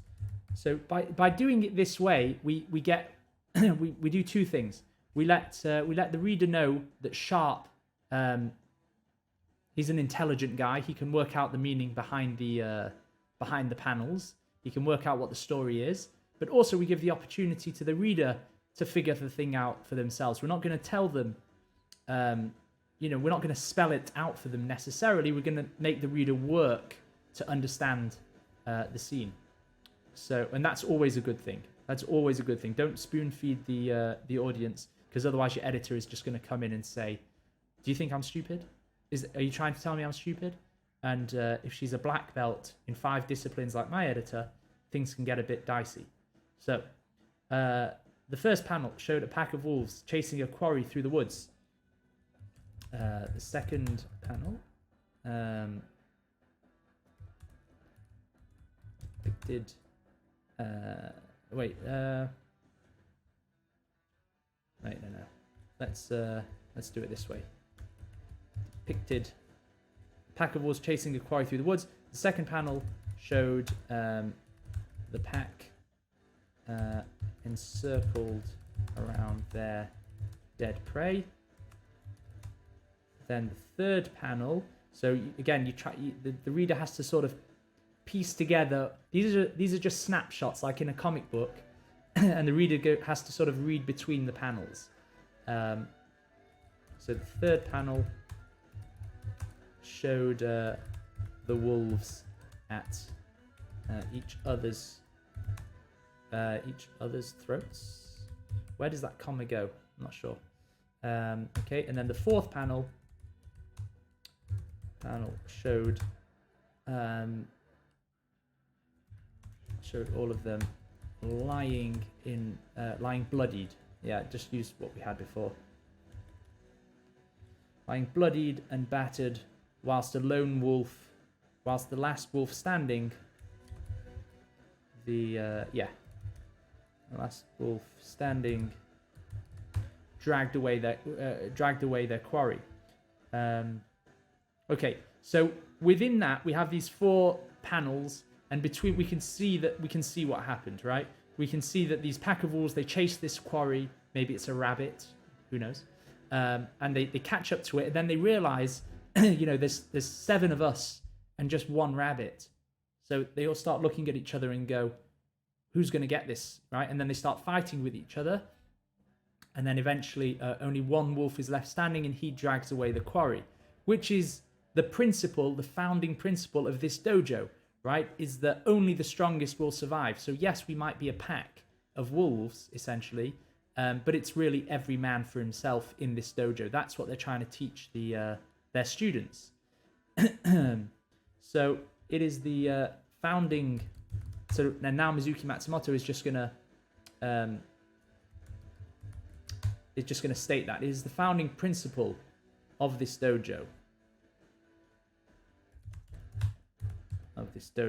Said Mizuki. Right, so we don't need this whole explanation. So hopefully you can see how we just changed that what was very repetitive before, into something that now reads a little bit easier and a little bit more, I don't even know what the word is. It just reads better, right? So I stared up at the large mural on the ceiling above the dining table. It was painted in traditional Japanese style. The scene split across 4 panels, a bit like a comic book. The first panel depicted a pack of wolves chasing a quarry through the woods. The second panel showed the pack encircled around their dead prey.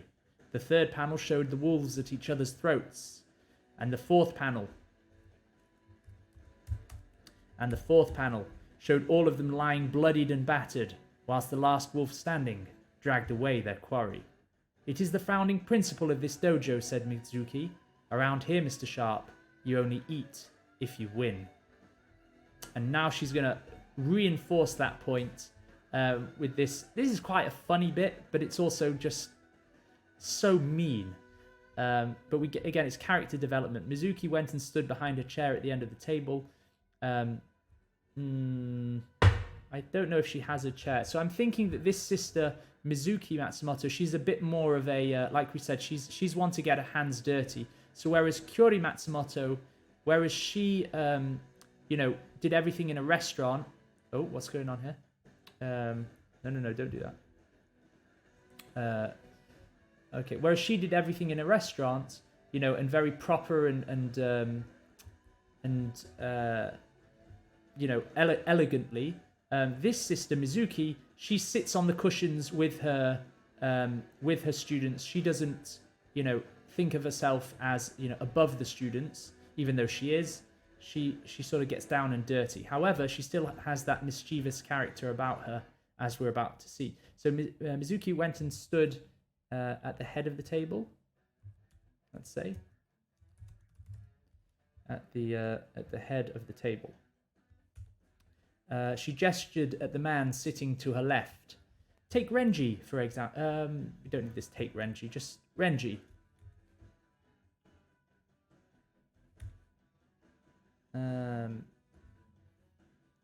How many fights had you lost before this morning? So she's okay, so yeah. So now she's going to reinforce the point about, about this principle.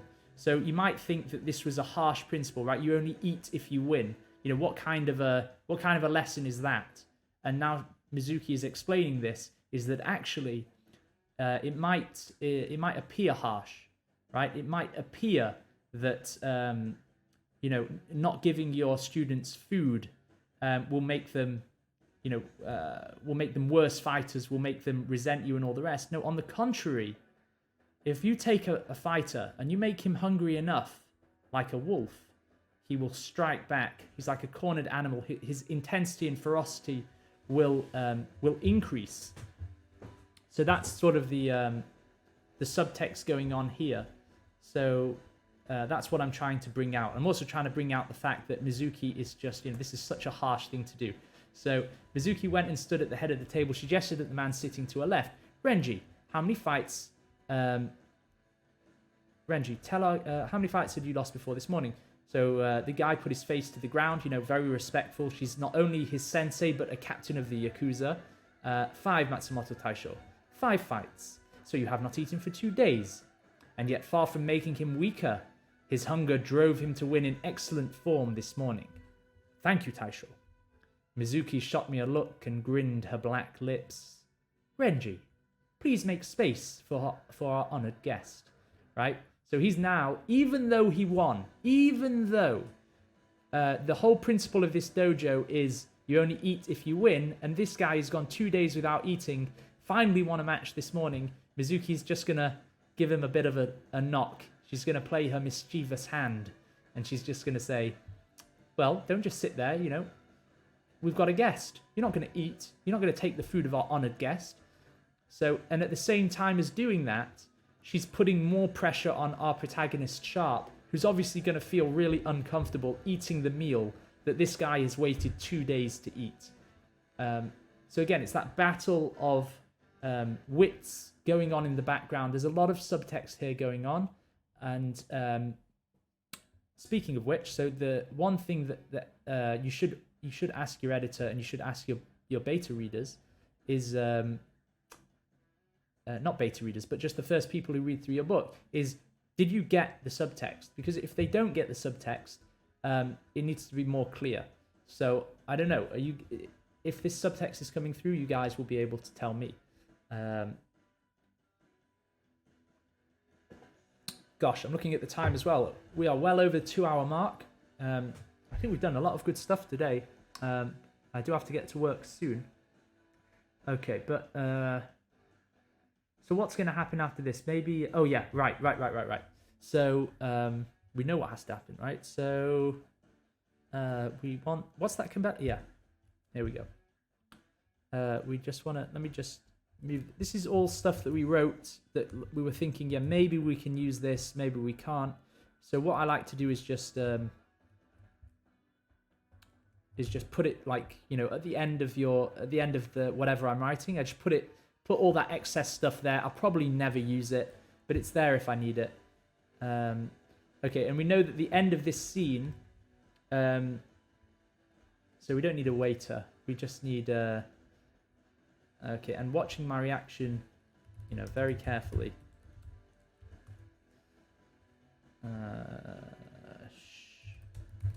She said, rabbit. Okay, so this is that. What's going on here? Okay, this is that whole point, right? Is that this scene ends? They're sitting down to a meal. Sharp has just taken the place of this other fighter who hasn't eaten for 2 days. He feels really under the gun, under the pressure, maybe under the katana is a better expression there. And then finally, when he thinks, okay, it's not going particularly well, but it seems as though I've won her trust. Then she, brings out. She says, "Let's eat." And what are they eating? They're eating rabbit. Okay, and that harkens back to what Kyori Matsumoto was saying in chapter 1, when she gave that whole parable about, the tanuki and the farmer and the rabbit. And she says to Mr. Sharp, I have enough tanukis on my farm, Mr. Sharp. What I need is a rabbit, i.e. you're going to be my rabbit. You're going to help me take out my sister, who is the tanuki. And then when Sharp finally goes there, he's served rabbit, right? Mizuki knows her sister so well. She knows exactly what she must have said to Mr. Sharp.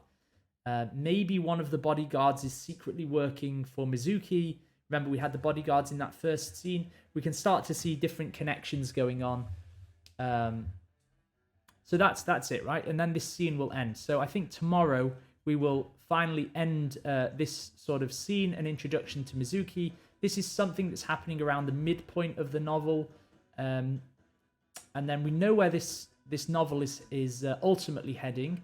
We said that while these two sisters are, essentially planning to go to war against each other, they are two Yakuza captains, and the Yakuza captains are, the Yakuza is organized crime. So they do not want their captains fighting. That is bad for business. They don't allow it. What they do allow is once a year, a big tournament where the captains can pit their own fighters, their own people from their own wards. They can pit them against one another and settle their differences, in the ring. And obviously Mizuki, being head of, this dojo, she's got the best fighters in all of Japan. She is going to be, the favorite. She's always going to win the disputes, whatever disputes that she has. So obviously Kyori Matsumoto, the sister, is like, well, I don't have fighters, so I can't afford to go into this tournament and and lose. So I want you to go and take out my sister, surreptitiously as a an underagent, a ghost protocol type of thing. But we are heading towards this ultimate scene where, after Sharp has been caught out by Mizuki, he's tried to infiltrate. But at the end of this scene, Mizuki says, she serves him the rabbit and says, "I know what you're doing. I know why you're here." And she takes him, she throws him to the wolves, so to speak, in this big epic battle that these Yakuza captains have. She sends him out there on his own, and and Sharp is going to be put in a situation where he's going to be facing down a ton of Yakuza mob people, the foot soldiers, the people who have wronged their captains. He's going to be in a ring with them, and he's going to have to fight for his life. Obviously, Kyori Matsumoto is not going to help him. She's going to deny knowing him at all, because obviously that this was a whole this whole plan was against Yakuza, the rules of the Yakuza. So this is it. This is where this novel is going. Maybe we will finish this scene and immediately write the climax if we can, because that will be a fun scene to write. We have the Koto ward, which has the port of Japan, and I think we said we're going to use the shipping yard as the setting for the finale. Okay, so I hope that's been an instructive day today. I think a lot of good work done. It was good to have a week off just for getting fresh eyes on this piece, and tomorrow we will continue further. I do have a few sort of holidays coming up and whatnot, so we'll do our best to get in as many of these sessions as we can, and perhaps a little bit longer sessions.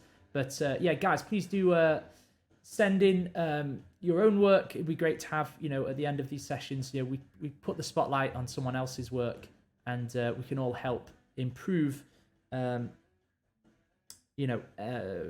writer. We're all trying to get better. No one knows more than anyone else. It's just, we all want to build up this community together. So thanks again for tuning in. And please do, you know, follow, tell your friends. Let's get more writers in here. If you want to check out how we started this novel, you know, those videos, the early videos are available on the YouTube channel right before your eyes. So yeah, thanks so much, and I'll see you same time, same place